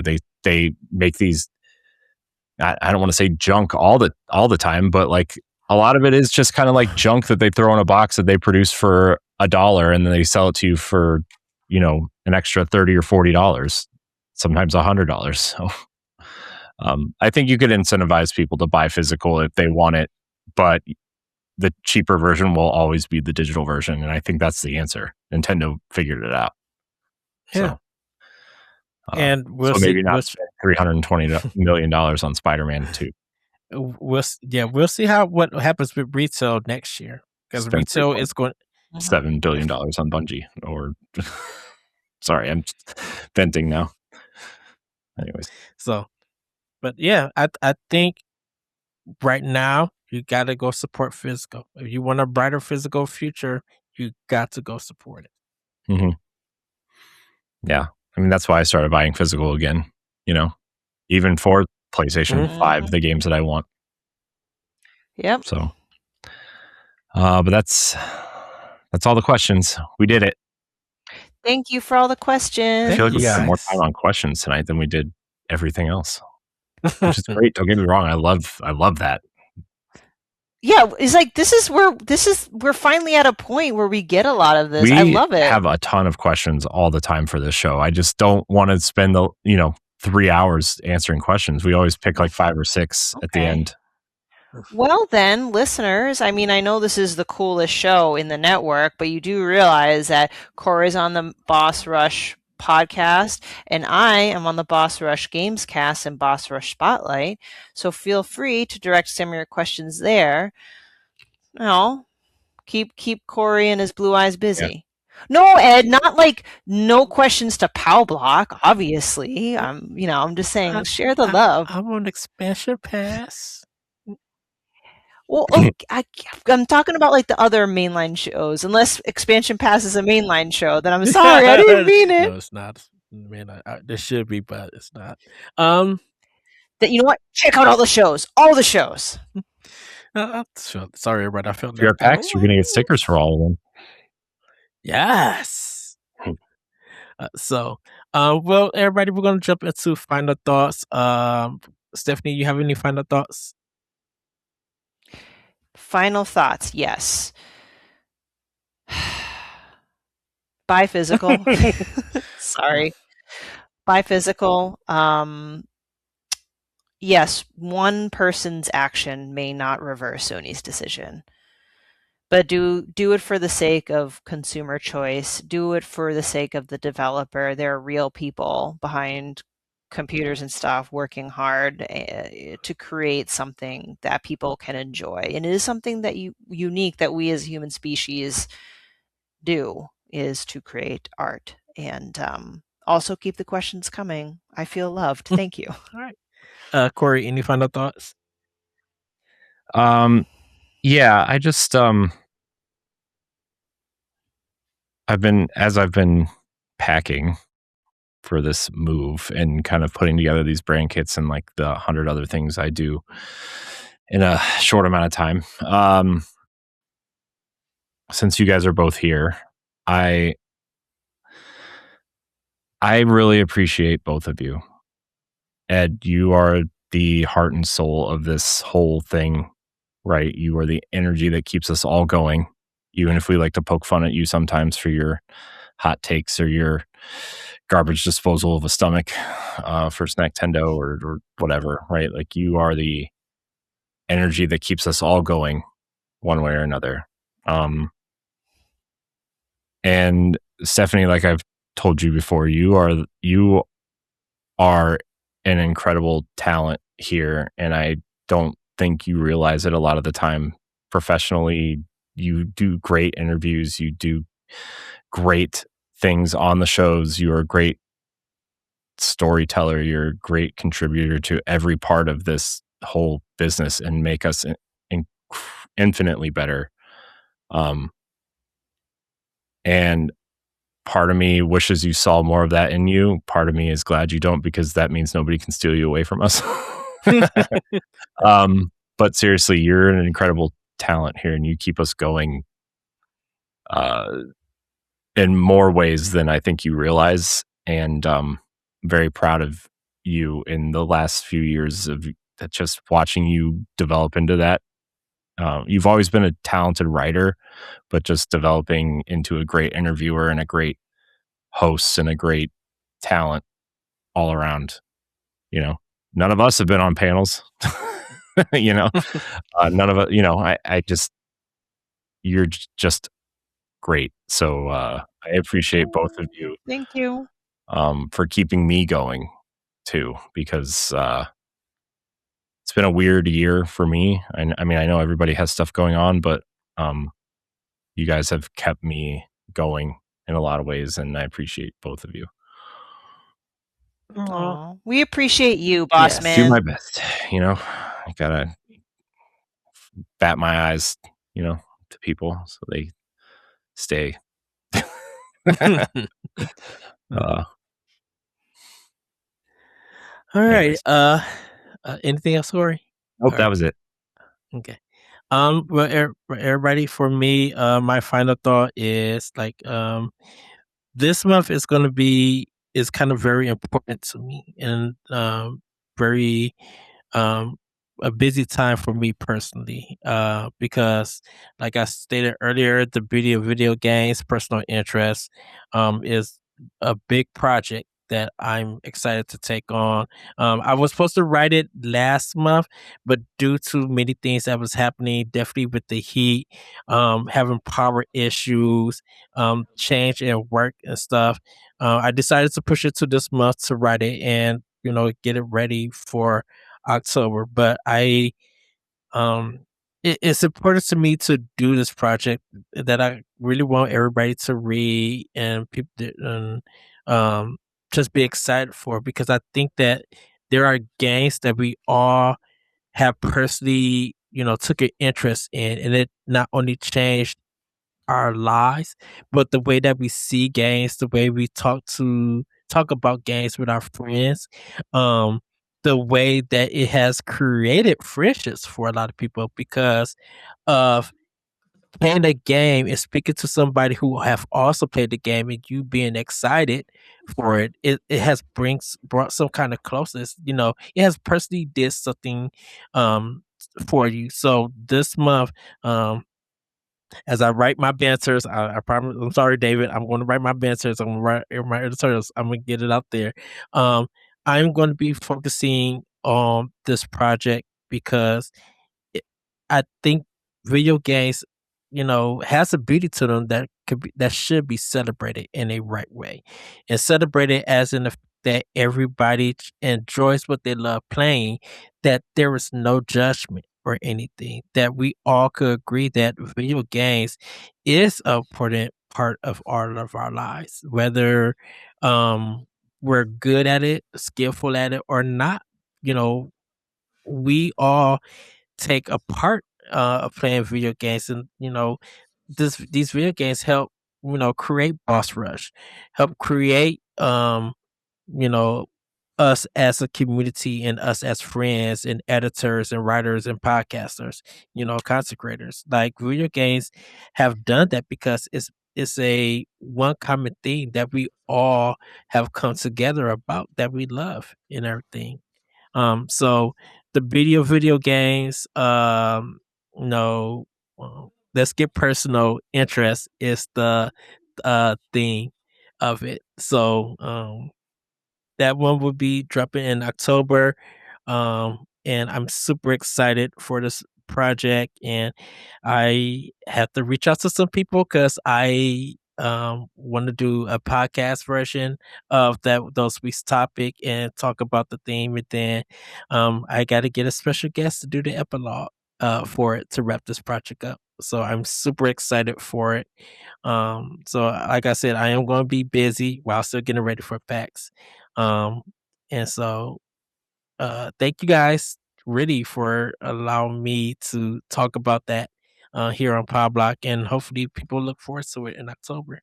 And I'll give the dates on when the project will be available for everybody to read for it. Yeah. So that is my final thought. Everybody, 4 more weeks. PAX West, Seattle. Get ready. Woo-woo. Very excited. Very, very excited. Thank you for watching and or listening to this episode of Nintendo Pow Block. If you joined us live, we apologize for some technical things, but please follow or subscribe to the channel you're watching if you haven't done so already. If you're watching later on YouTube, be sure to subscribe to the channel, like the video, and share your thoughts in the comments, whether it's on today's topics or a new idea we can discuss in a future episode. If you're listening on Spotify or Apple Podcasts, consider leaving us a 5-star rating and a nice review, as it helps us with discoverability and reach. You can support Boss Rush on Patreon at patreon.com/Boss Network at a tier that's right for you. You can even follow for free and gain access to all of our base shows on one feed. Thank you guys for this time. Thank you again for watching and or listening, and we'll see you next time. Bye, everybody. Bye. If you want to become a supporter of Boss Rush, you can head on over to patreon.com/Boss Rush Network. You can choose a tier that's right for you for as little as $1 a month, and you can even follow us for free. Patreon producers for this month are Adriel Munger, Francisco Santillan, Celeste Roberts of Read Only Magazine, Christian S. of Franchise Festival, Dustin Eckert, Todd Okstra of Fandom Foundry, Making Fun of MacGyver, Chat of the Wild, a Legend of Zelda podcast, and Sana Dirrig. Thanks for your continued support of Boss Rush Media and the Boss Rush Network.